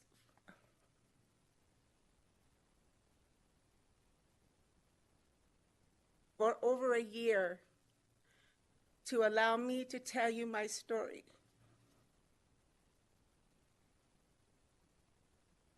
When my son was murdered, I died too. With the help of my community, I can stand here instead of wanting to die. For the first 5 months of my son's, I can stand here instead of wanting to die for the first 5 months of my son's death. I pray that no one here ever experiences my heartache, visiting my son's gravesite and walking around in public with a broken heart that makeup can't hide. Thank you for your time, and please think of my story tonight before you go to bed. And if you have kids, think of me after you kiss them goodnight. I want to thank everyone the opportunity for me to present my story. Thank you. Thank you. All right, we'll come back here in Carson City. Whoever would like to go first. Thank you, Madam Chair and the committee. For the record, my name is Mackenzie Basinger, and I'm here on behalf of the Human Services Network. I'd just like to echo the previous speakers and say we support this measure not only to ensure a safer community, but where our laws do not allow for discriminations of any Nevadan. I think it is extremely important that we come together and not allow anyone to hurt another person purely based on their sexuality or gender expression. We support this common sense legislation. Thank you. Thanks. Please. Good morning, Chairwoman and members of this committee. My name is Kelly Chaffin, and I'm here to support Senate Bill 97. A finding by the National Coalition of Anti-Violence Programs showed that 32% of the victims knew their offender and another 26 were strangers. In 2017, the NCAVP recorded the following reports. There were 52 hate violence-related homicides of LGBTQ people, the highest number ever recorded by the NCAVP. This is an 80% increase in single incident reports from 2016. In 2017, there is an equivalent of 1 homicide of an LGBTQ person in the U.S. each week. People in the LGBTQ community are indisputably being targeted by the strangers and loved ones, and subsequently paying with their lives.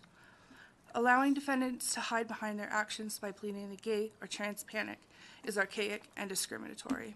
Those individuals need to be held responsible for their violent actions against innocent people. Lives are being lost due to ignorance and hate, and this needs to change.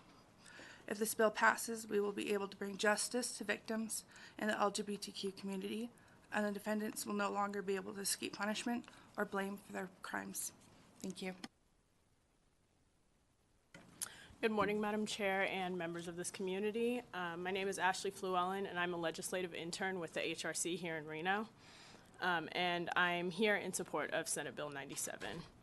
Daniel Spencer, Jennifer Loud, Terrence Hauser, and Gwen Arroyo are names of people who have been brutally tortured and murdered in the last 20 years. Justice for these crimes was never attained, and many of their assailants were able to receive reduced sentences. If not for the gay or trans panic defense, these gross obstructions of justice may not have occurred. The gay or trans panic defense describes a tactic used in court in which the defendant blames the victim's sexual orientation or gender identity for their own violent reaction. Passing Senate Bill 97 would disallow these unfair trials from continuing to happen. However, should you all decide to deny Senate Bill 97, you would be choosing to defend the following statements: that a person's sexual orientation or gender identity justifies the loss of control and usage of extreme violence from an assailant, that Nevada law should not protect its citizens from bias-motivated crimes, and that the lives of lesbian, gay, bisexual, and transgender people are worth less than the lives of others. Before I finish, I ask that you consider this thought. What if this defense was instead called the Black Panic Defense, or the Woman Panic Defense, or even the people wearing a black shirt panic defense? I know it sounds funny, but think about how many people in this room would be unjustly murdered simply because of the shirt that they're wearing. Now think about how funny it is to let people get away with murder because they claim to be afraid of someone who's different from them.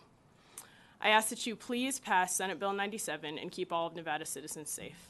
Thank you. Good morning, Madam Chair and members of the committee. My name is Sarah Adler with Silver State Government Relations, representing the Nevada Coalition to End Domestic and Sexual Violence. A letter from the Coalition's Executive Director, Sue Meiske, has been submitted to the record.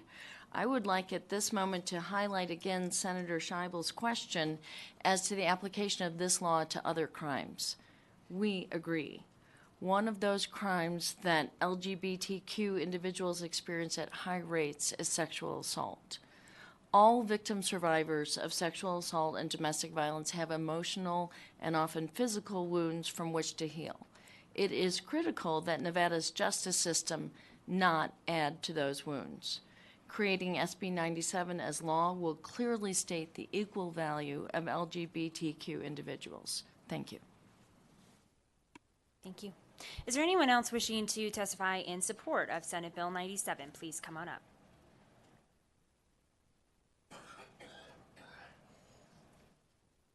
Cafaretta, whenever you're ready.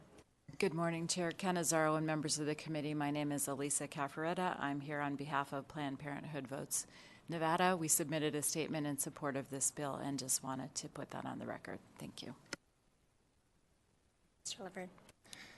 Thank you, Madam Chair. My name is William Ledford. For the record, I'm the Director of Advocacy for Lutheran Engagement and Advocacy in Nevada, representing all of the Lutheran churches in Nevada and also by some extension the country. It is an honor to stand with my brothers, sisters, and non-binary siblings and the youth legislature in support of this bill. The Lutheran Church has a social statement on homosexuality, and we understand that there are a spectrum of beliefs from our perspective on it, but that those beliefs are unified under that we love our neighbor, and this kind of defense is in no way loving our neighbor. So we wholeheartedly support this bill. Thank you so much. Okay, thanks. Anyone else wishing to testify in support of Senate Bill 97? Okay, we will move then to opposition. Anyone wishing to speak in opposition to Senate Bill 97, please come on up.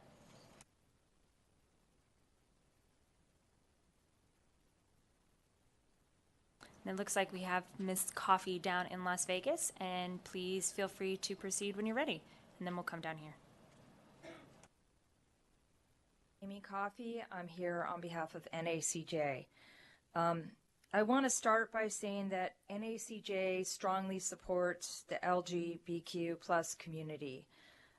In the past, we have support enhancements against, any crimes against this group. We have supported those in the past, and we will continue to support those in the future. Further, my heart goes out certainly to all the victims, the survivors, and all the horrific stories we've heard today. Those are truly heartbreaking, and it's sad that we are in such a place that we actually have to discuss this. That being said, I do support the amendment that the public defender proposed with one exception, and that would be to take the last clause after the words expression of the victim and the part that talks about unwanted advances. If that part was taken out, we do support the public defender's amendment.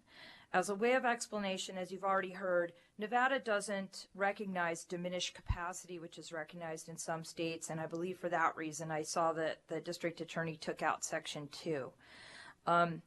However, the issue of provocation and state of passion does come up and is relevant in explaining the state of mind, often in murder cases, and is necessary to present the whole picture, to present the truth, and to present a defense. I've heard a lot of talk here about the gay panic defense. And in all my years, and I've been a public defender here 19 years, I've never seen somebody present the gay panic defense here in Nevada, but I'm not saying it doesn't happen.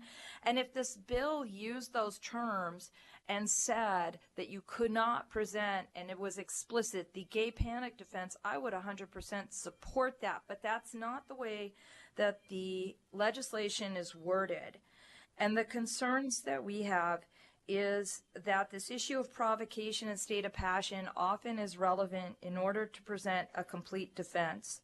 For people who haven't done criminal defense work, one of the things you find is that people who commit crimes are often broken people, often themselves are people who've grown up in abusive households. They might be homophobic. They also might be mentally ill and might have delusions. Often our clients, I mean, there are people who commit crimes for a reason. They often come from horrible situations or sometimes suffer serious mental illness. And the way that this legislation is worded, again, it's not restricted to just presenting a gay panic defense, which again, we would support elimination of that, but it's written more broadly. And the way it's written is someone, for rightly or wrongly, has a certain reaction to a situation and responds. That would be something that we feel should be presented in court in order to get to the truth, in order to present the whole picture, because that's really what trials are about, is presenting a complete picture. And one of the fundamental rights is, and I understand that the LGBTQ plus community certainly have rights and deserve every right, and they deserve protection. However, we have to balance that with the right to a fair trial and due process. And this bill, the way it's written, with the broad language, would sort of prevent somebody who might have a rightful defense that, again, has nothing to do with gay panic, which is what we've heard so much about today. NACJ believes everyone has a constitutional right to present a defense and to have a fair trial, because trials are really about seeking the truth, and that is important. It is really the heart of the justice system, is seeking the truth. And no matter how unpopular someone's background or beliefs are, our justice system said everyone's entitled to a fair trial and a defense. And we don't judge who is entitled to a defense and who isn't. There was some testimony earlier that implied that other states have cut off defenses, and so this would be okay. And again, if it was restricted to just doing something called the gay panic defense, that might be true. But as a way of history, it should be noted that, for example, years ago, legislators eliminated the insanity defense here in Nevada. The Supreme Court eventually said that was a denial of due process and reinstated it and said you could not just cut off a defense. I'm not saying commenting on exactly what would happen here if this reached that level. I'm just saying, as an example, there's a balance between what you can legislate and say you can't do in court and what the courts might say is a fundamental right to due process, that to allow a fair trial, you should have a right to present. That being said, I believe if that last clause of the Public Defender's Amendment is deleted and the only issue is that you can't assert LGBTQ plus status alone as a matter of provocation, we would certainly agree with that. In other words, no one would be allowed to come into court and say just the fact somebody was gay or transgender what provoked me, because we agree that that should not be appropriate. But again, the way this bill is worded, it does not appear to be the case. I just want to end with, I hope that my testimony is not perceived as being anti-LGBTQ plus in any way. The point of my testimony is recognizing that sometimes in asserting the rights of one group, we have to make sure we're not taking away the rights of others. That I hope we can find a way to pass this legislation in a way that balances the rights of this community, which has suffered so much, and we've heard, the heartbreaking stories, but in a way that also is respectful to the right of due process and a fair trial. Thank you. Okay, we'll come here in Carson City.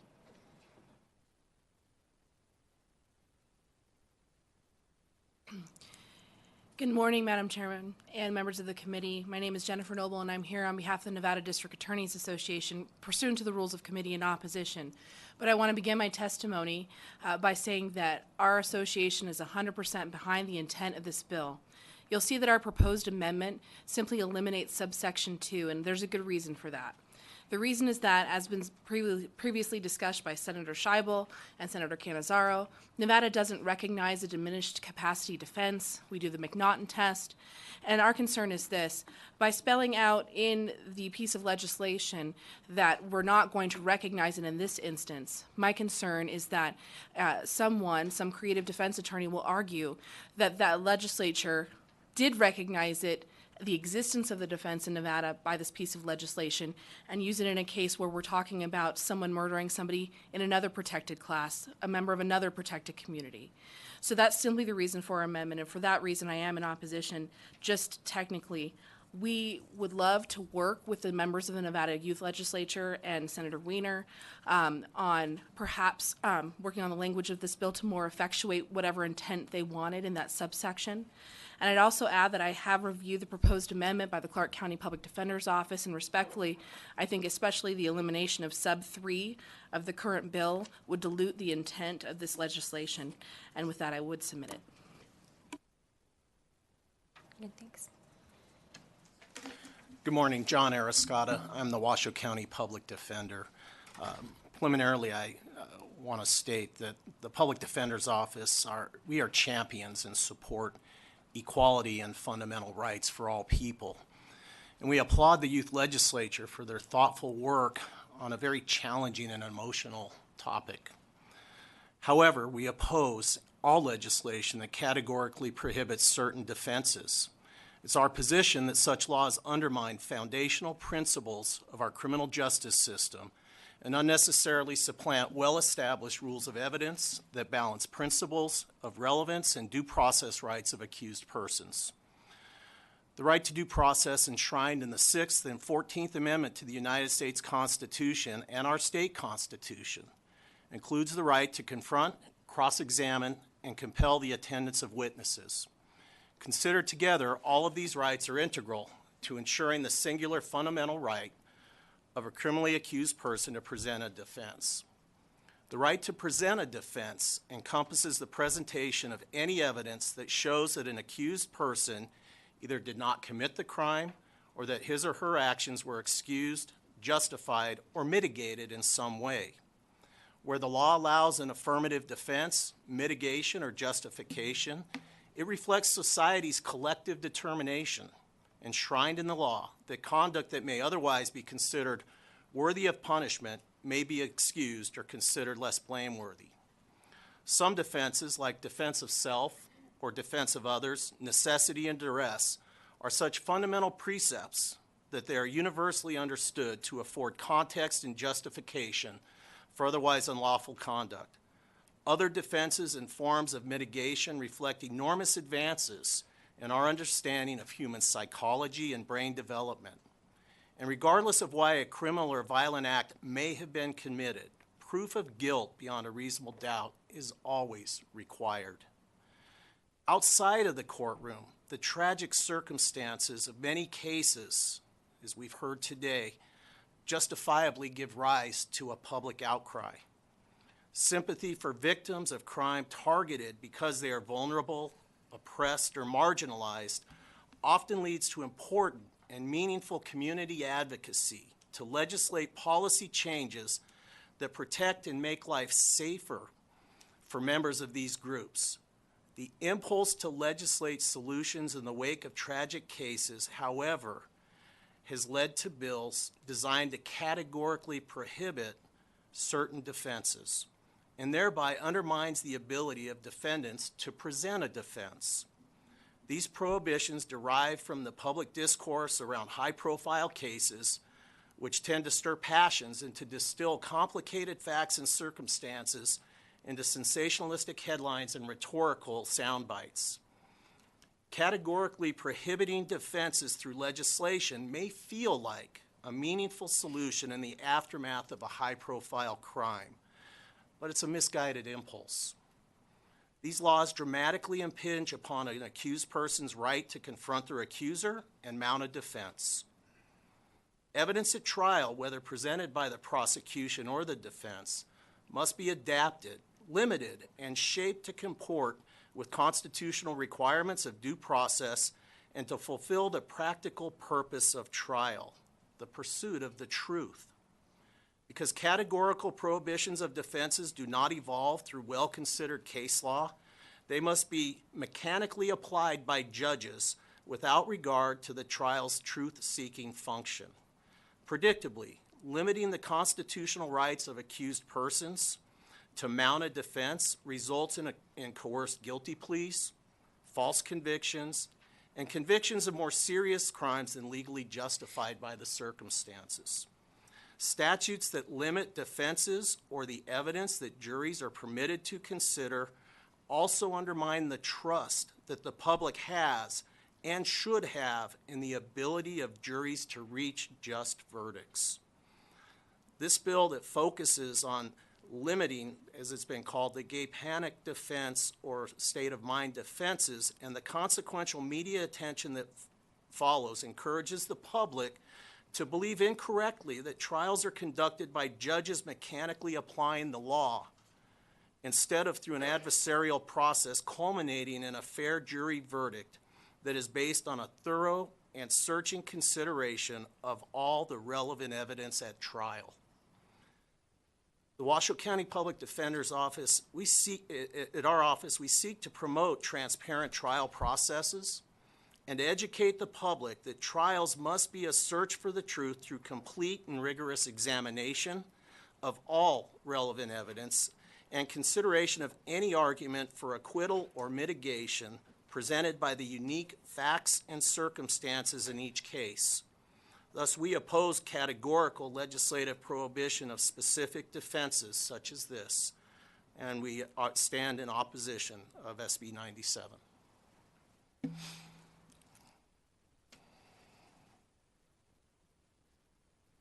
Mr. Pirro. Thank you, Madam Chairwoman. John Pirro from the Clark County Public Defender's Office. I first want to thank Brooke for sitting down with us prior to this to talk about the bill and try to make this the best bill possible. It sucks that we live in a world where Brooke said she wakes up some days and she wonders, is this going to be the day that something happens to her just because of who she is? I don't like that we live in that kind of a world, and I don't like that we live in the kind of world where that mother lost her son because her son was just who he was. I'm impressed by the Nevada Youth Legislature that sought to take on such a weighty topic. It's without question that gay panic arguments are problematic because they seek to capitalize on unconscious bias in favor of heterosexuality. I will say, though, that banning these arguments from the courtroom is not the best way to undermine the damaging effects of these arguments. The courtroom is actually the best place where these arguments should be aired and vetted.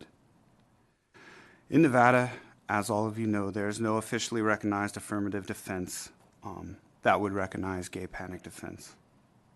It has, however, been used across the country to bolster claims of insanity, diminished capacity, which we do not have here, as you've already heard, provocation, and self-defense. To categorically ban would make the defenses more covert. And an illustration of that happened in the Matthew Shepard trial. The defense attorneys there began their opening statement using the gay panic defense. The trial was paused, they had an argument about it, and the judge outlawed that defense through there. However, they continually tried to covertly slip in those arguments to tap into those implicit biases with the jurors. Thankfully, the jurors saw through that and reach the right and correct verdict in that case, which was guilty.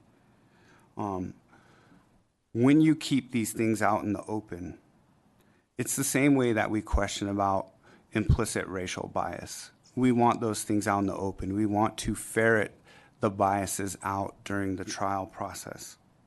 When Obama was elected, a lot of people claimed that we lived in a post-racial society, but everybody in here knows that we do not.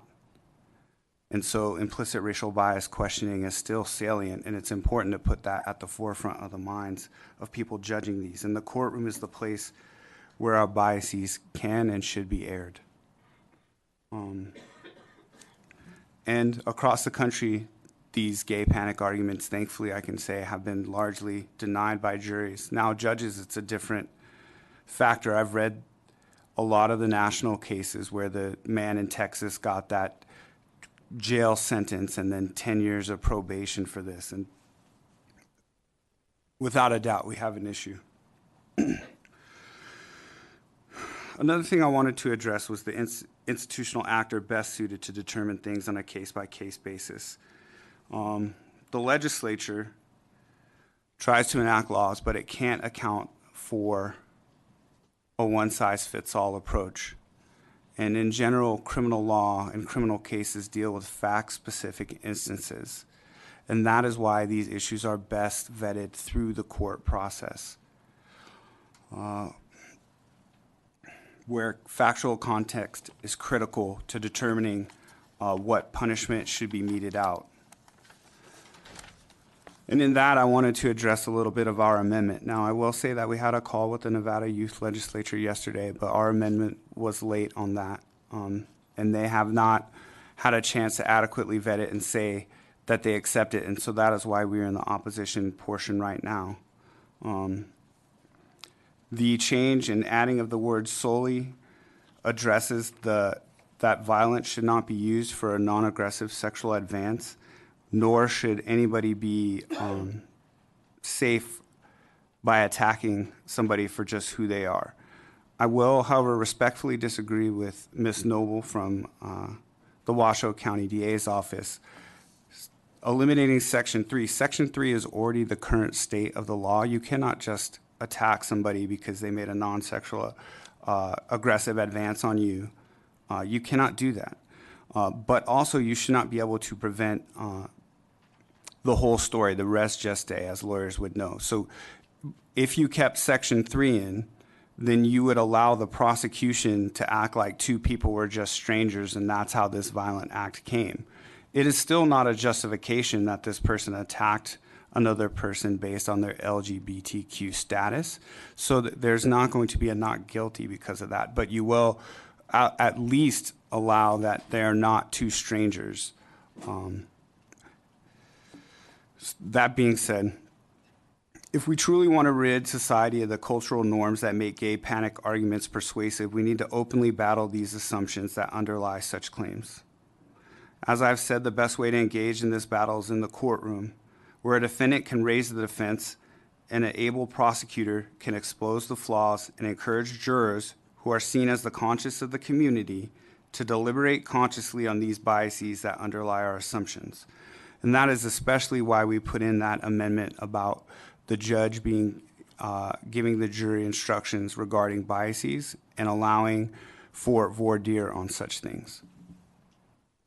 This eliminates covert bias and exposes overt bias, which is beneficial because covert messages of bias are more powerful and harder to stop because it doesn't allow individuals to consciously correct or counter implicit stereotype responses. Keeping these biases out in the open, in the courtroom, they can be open to interrogation and inquiry. That's the same reason why we want to question people on implicit racial bias, because we want these things out in the open. Changing opinions in the jury box may be more effective than the legislative banning, because the best way for claims of gay panic to lose their appeal in the long run is if the assumptions underlying these claims are exposed for what they are: false, negative stereotypes about gay and trans people, which have no basis in reality.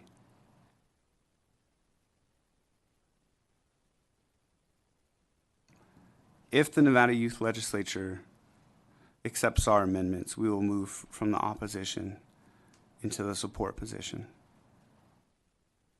I want to apologize now at the end of my testimony. If my testimony has made anybody in this audience feel less than, that was not my intent.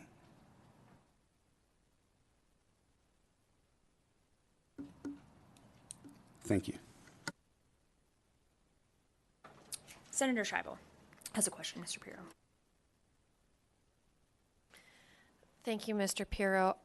My question is very technical and legal because you're the first person to bring up the dynamics of the jury and the role of both the prosecutor and the defense attorney to turn those people's minds and opinions. And so my question is that jurors are finders of fact, they don't answer questions of law. So how are we supposed to instruct a jury to find just factually whether or not a crime, a murder, a battery with substantial bodily harm was motivated by somebody's perceived or actual sexual orientation, identity, etc., and then not give guidance to the judge on the law? Because how are we supposed to implement a law that's not clear as to whether or not that fact is a mitigating or aggravating factor? John Pierre for the record. I just want to make sure that I understand your question. But to be clear, right, that this is not an affirmative defense, so it's not like we would be instructing the jury, and I hope I'm answering your question right. It's not like we would be instructing the jury or ever even asking for an affirmative defense instruction on this topic to excuse it. It's generally used as a bolstering of a self-defense or a heat of the passion defense. That's generally how it's been used to try to explain a defendant's conduct. And so that's kind of a factual inquiry that a jury would make. Like, what were the circumstances that happened here? The same way we use it for a heterosexual encounter, right? If I come home from Carson City and I catch my wife in bed with another man and I flip out and I do something that I normally would not do, generally those factors are at least explained to the jury. And then as a prosecutor, you would argue that, no, that's not an adequate provocation. I would expect the same thing to be vetted here in this court, but I would also expect the added protections of inquiry during the jury selection process on implicit bias, with such questions as, if I may, this trial involves a gay male victim. How might this affect your reactions at trial? Do you have any biases or prejudice that might prevent you from judging this case fairly, given that it involves a gay victim? In your opinion, should the sexual orientation of the defendant influence the treatment he receives in the legal system? These would be hopefully appropriate voir dire questions that would not be shut down by any judge. And then there's a judge in Iowa that has crafted implicit racial bias instructions that I argue for every time, but have been shut down on. But I would like to see the same type of questions be added to any jury instruction involving a heterosexual person attacking an LGBTQ person. I hope that answered your question somewhat. It answers it in part, and perhaps we can continue our conversation in another venue. I do appreciate you responding. Vice Chair Harris. Mr. Pierre, I have just a couple of questions for you. So my first question goes to your claim that, and it's true, that all cases are very fact-specific.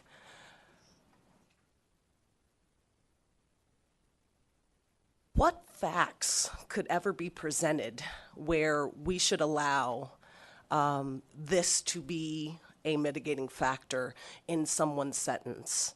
I can't seem to think of any, and that's fair. I don't practice in the court of law, and of course, as you know, as we make legislation, we often can't think of every scenario. But I'm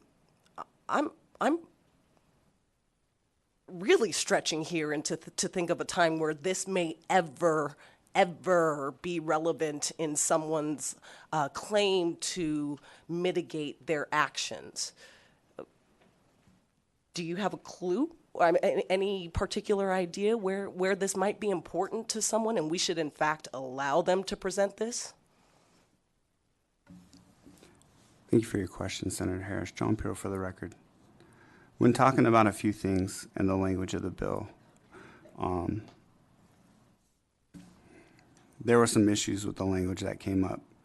When we talk about non-aggressive sexual advance, and here's an issue with fact specific. How many non-aggressive sexual advances does it take before it becomes aggressive? How many times does somebody keep approaching you, after you said you haven't been interested before it's okay for you to react? So that's a gray area. That's a fact-specific area that could happen in court. The second, if I may. Sure, but I would suggest the answer to your question is 0. That's sexual harassment, and we have plenty of avenues for people to address that. But continue, please. If I may.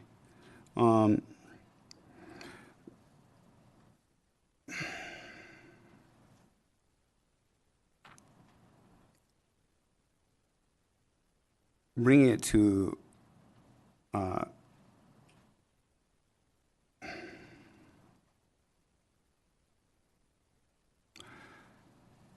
you are out somewhere.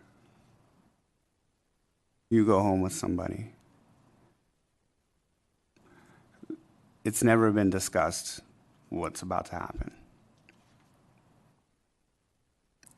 While you're home and you are like mid-coitus, to use a word, you realize something that you didn't sign up for. I am not saying that it is appropriate to kill a person in response to that. That's what I'm not saying that. But I am saying that those facts should come out about what happened and what led to that. And it should be aired in the court. An appropriate response would be like, you're fine the way you are, but that's not who I am, so I'm gonna leave. But I can't account for everybody's actions. So that is a scenario that I could think of where this defense could be raised. And it's my understanding of the bill that it is not that you aren't allowed to say it in court, you're just not allowed to use it as some type of mitigating factor or as a reason for provocation or as part of your self-defense argument, right? These have been, in fact, as you mentioned, used to bolster self-defense or bolster provocation, and I believe that's actually what we're trying to prevent in this particular bill. So, you know, I'm a little confused about why it's important to allow this to be used in the future and what harm might come of removing someone's ability to attempt to strengthen their self-defense claim using this defense. Jump here for the record. Part of our concern would be that this bill in its current form with no amendments would not allow any of those factors to be discussed during the trial.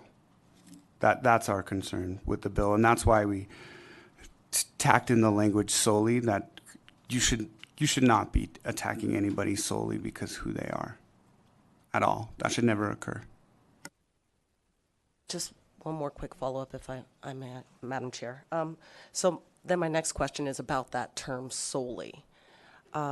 If that term is placed into the bill, could someone then just say, well, it wasn't solely because they were gay, they also slapped me in the face, or they also looked at me kind of funny, or they also, had bad breath. I mean, what is the, does that not remove the whole purpose of the bill? John Pirro from the Clark County Public Defender's Office. I don't believe that it removes the whole purpose of the bill. But yeah, other factors would be presented as well, Senator Harris.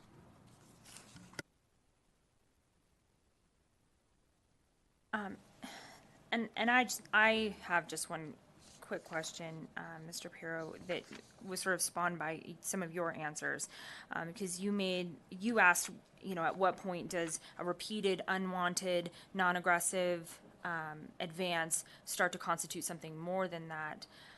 Is there anything about the language of this bill that would prevent the defense from arguing that at some point reached the level of being unwanted and non-forcible? I mean, at some point, right, a repeated sexual romantic advance becomes forcible. And I guess my reading of this bill, that would still be a perfectly permissible defense, and would be a perfectly permissible fact to argue to the jury that, this doesn't fall within this prohibition on what you can consider, because this wasn't a non-forcible advance. It was forcible and aggressive. John Pirro for the record. I'm concerned that the language, I agree that it's a gray area, and I'm concerned that the language would be construed to make that not a defense.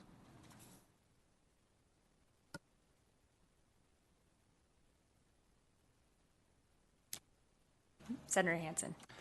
Thanks, Madam Chair. Since I don't practice law, this is all somewhat new to me. A couple of things. One, on your amendment, the court shall allow for inquiry regarding implicit bias. They're not allowed to do that at all currently? Because you mentioned an Iowa standard, which is very high apparently by your standards, but what does the judge allow currently that this amendment, or is not allowed to do currently that this amendment would fix? John Pirro for the record. This would mandate it. Right now it's judge specific. So if a judge doesn't believe that implicit racial bias exists, they can just shut you down. If a judge doesn't believe that LGBTQ bias exists, they could shut you down and not do anything about it. This would actually mandate that the judge does address it, which I think makes a better courtroom for all of us. Okay, I'm curious about that because I'd like to hear from the prosecution side on that idea as well. Also, I got a little issue with the whole, why are some victims more important than others? For example, if the horrible scenario, and it's a very, very sensitive issue all the way around, but if the father, instead of killing the son over the homosexual issue, had killed him to collect on an insurance policy, or he was jealous because of whatever factor could have played in, is that victim somehow less of a victim than somebody if it was a hate crime? Well, and I guess if I could just make sure that I understand it correctly as well. Because this language relates directly to either provocation, sufficient heat of passion, provocation, such that it would, in some respects, change, for example, a murder charge from maybe a first-degree or second-degree murder, but down to a voluntary or potentially, more voluntary manslaughter case. Or that would apply to self-defense, in that it would be a reason for the use of force, a justifiable use of force in response to that, is a little different than the scenario I think that you mentioned, Senator, wherein someone is killing someone for another illicit reason. That just wouldn't be justifiable whatsoever. But this pertains specifically to when the use of force would be appropriate in response to hearing that fact. So I think it's a little different than the insurance scenario that you proposed. Perhaps, but I'm thinking the motive in a crime, you can have hate, greed, jealousy. If in this case I hate somebody because I don't like gay people and I kill them, that enhances it. But if a fellow gay person kills another gay person over a jealousy thing, is that somehow less? Does that make the victims somehow less important? And therefore we enhance the penalty for the murder of one, but we don't for the murder of the other? That's kind of what I'm getting. The whole hate crime thing disturbs me, and because it seems like we're creating all these categories of victims where some receive extra penalties for the crime, but for the exact same act, murder, you can actually say a defense may exist in another area because for some reason the motive is different.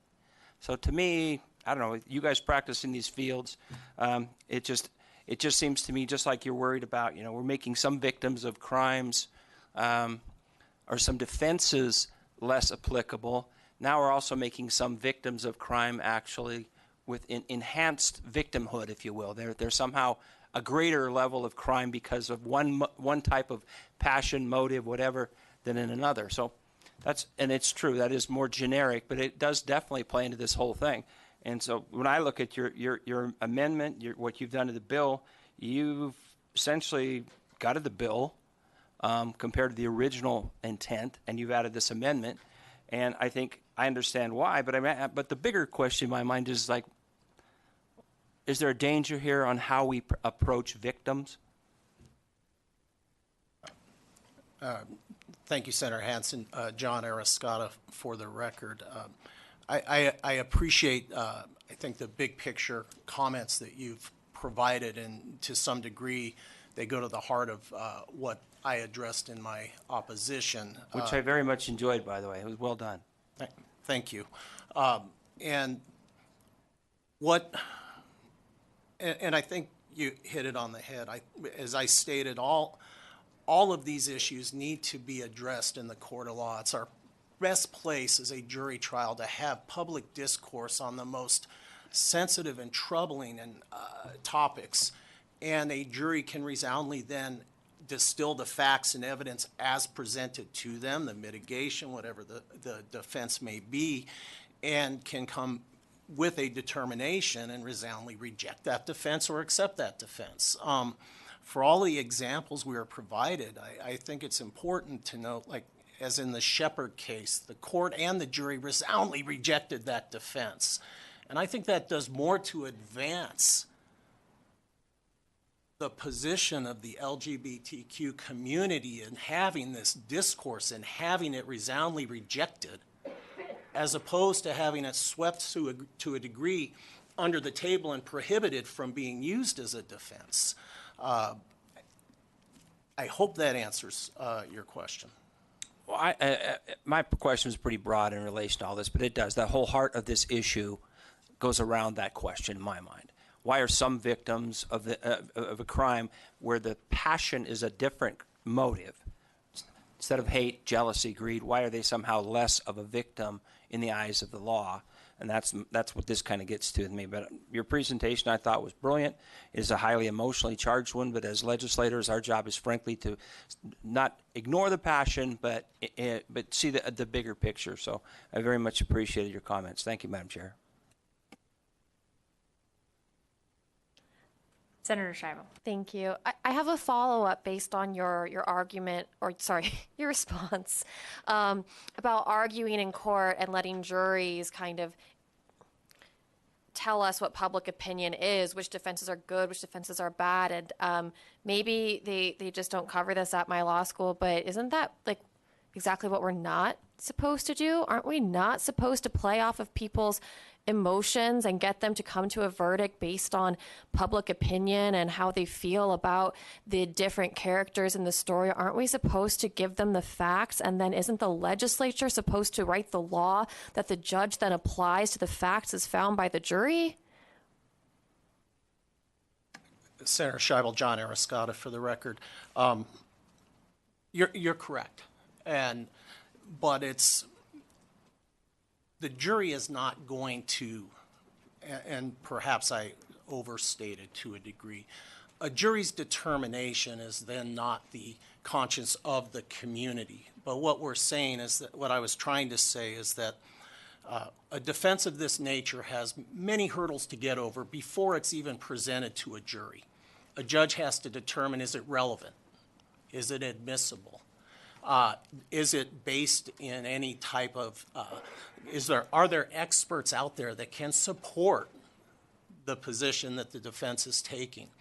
But when these defenses are presented, no, we're not supposed to play to the passion of the jury, which is why the amendment regarding implicit bias has been presented, requiring a judge in the jury selection process of voir dire to address implicit bias. But the jury verdicts in these cases oftentimes reflect to a high degree the conscience of our community and resoundingly rejecting gay panic defenses when they are presented to the jury. I may be dating myself a bit, and in no way am I trying to trivialize. This was addressed back in the 70s also after the shooting of Harvey Milk, and we all hear in law school the Twinkie defense. The defense in that case that led to this person committing the crime, the murder, was basically a sugar overload at the time, and then that gave him diminished capacity in California.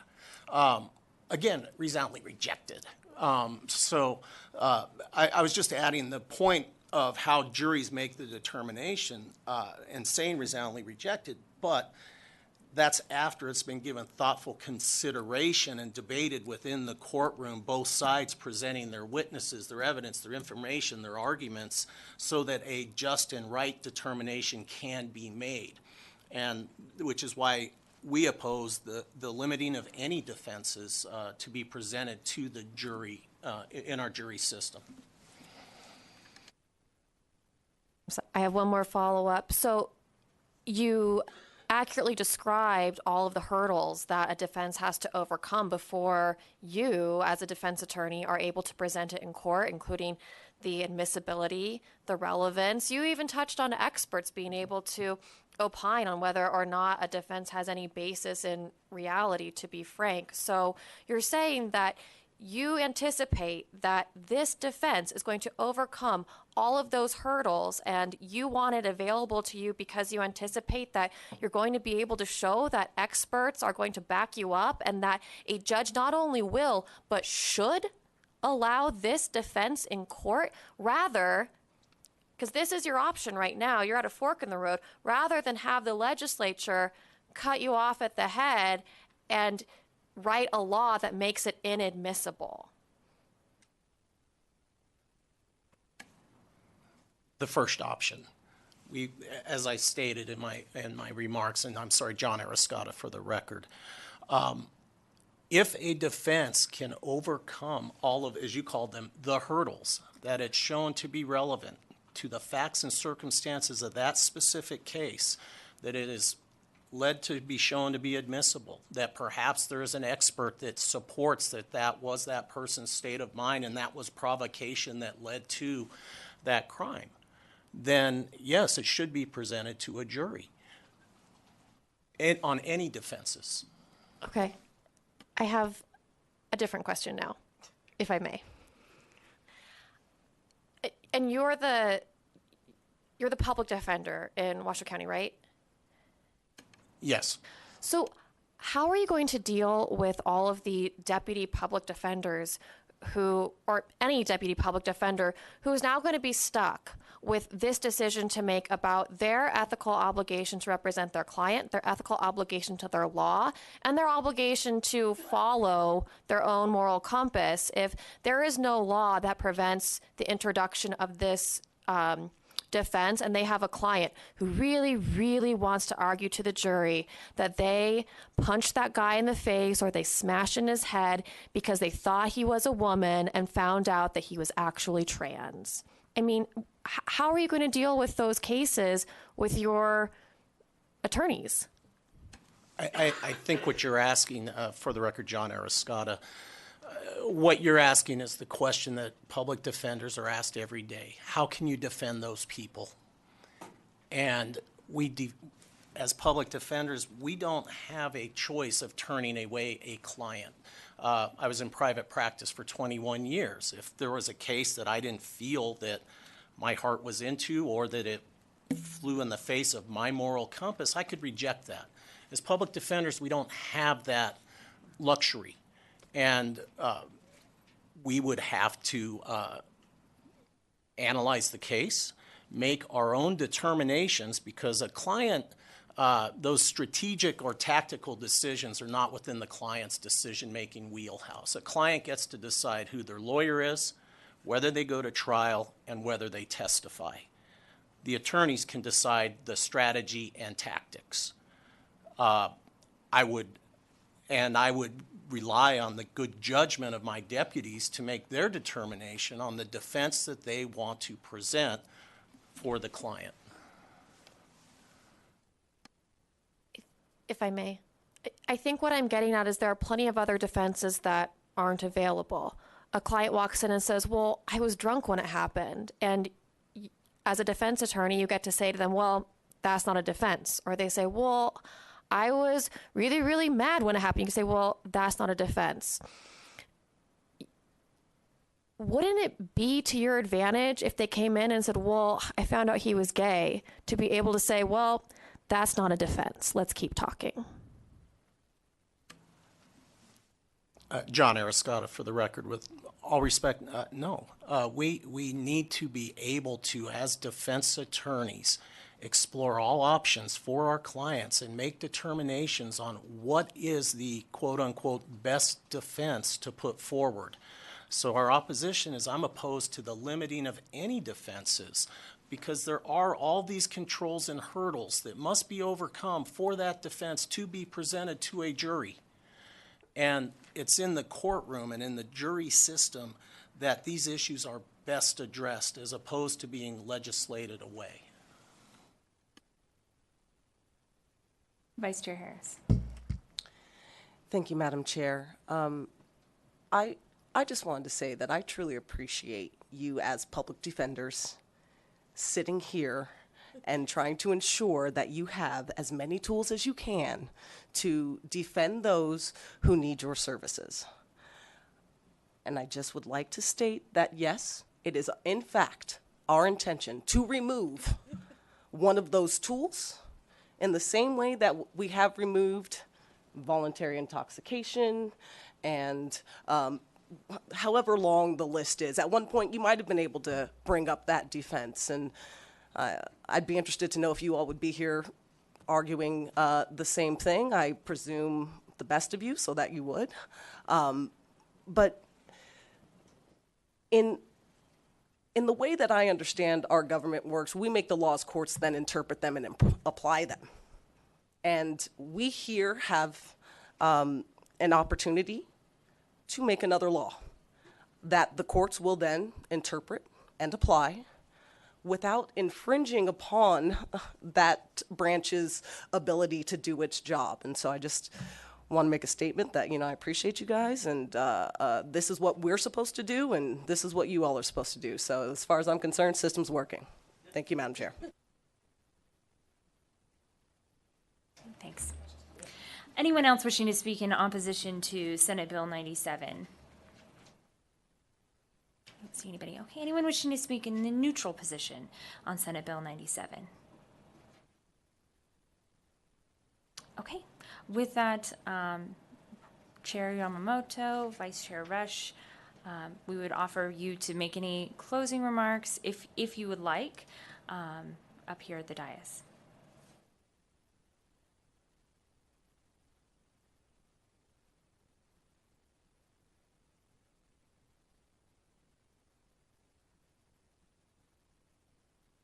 All right. I'd just like to thank everyone for the immense discussion that we had. I think it's great that we can have this type of civil discussion about these matters. I'd just like to say that we are a group of young people fighting for this very serious topic because we want Nevada to be amongst the states that are fighting for the LGBT, T for trans, rights. One use of this defense is one too many. We are better than this. Veronica Melton, I just want to thank you today for being here and sharing your story. I can't imagine how hard it was. But I cannot bear to see one more mother having to hear that her child was killed for who they are. As previously stated by Brad Sears, this is completely constitutional and does not obstruct due process statutes. The gay and trans panic defense is not a psychologically or medically backed as stated before, it is simply a weak excuse to justify violent behavior using LGBTQ plus members as a scapegoat. The reason this defense is so important is that it is to not play to a judge or jury's implicit and homophobic or transphobic biases. From how I understand the language of the bill, it is not to cut off completely the defense's arguments. It is just to ban the use of saying that the defendant underwent a homosexual panic, which is not psychologically reasoned. Lastly, I'd like to finish with this kind of bogus thought. The homosexual panic is just as psychologically and medically justified as the heterosexual male panic. If I am out and a male hits on me or makes a pass at me, which in my 18 years of life has happened too much, too many unwanted advances, I think a lot of people would have a problem with me using the heterosexual male defense. So, thank you. Thank you. Okay, with that, we will close the hearing on Senate Bill 97, and we will open up the floor for anyone who wishes to give public comment at this time. And it doesn't look like we have anyone, so we'll thank you again, everyone, for being here this morning. Want to thank again the Nevada youth legislators who have not only worked on this bill, but also have worked to present it to us and have been here to sit through this committee hearing. We appreciate you being here and want to thank you for joining us today. With that, we will adjourn, and we will be back here tomorrow morning at 8 a.m. in this same room. See everyone then.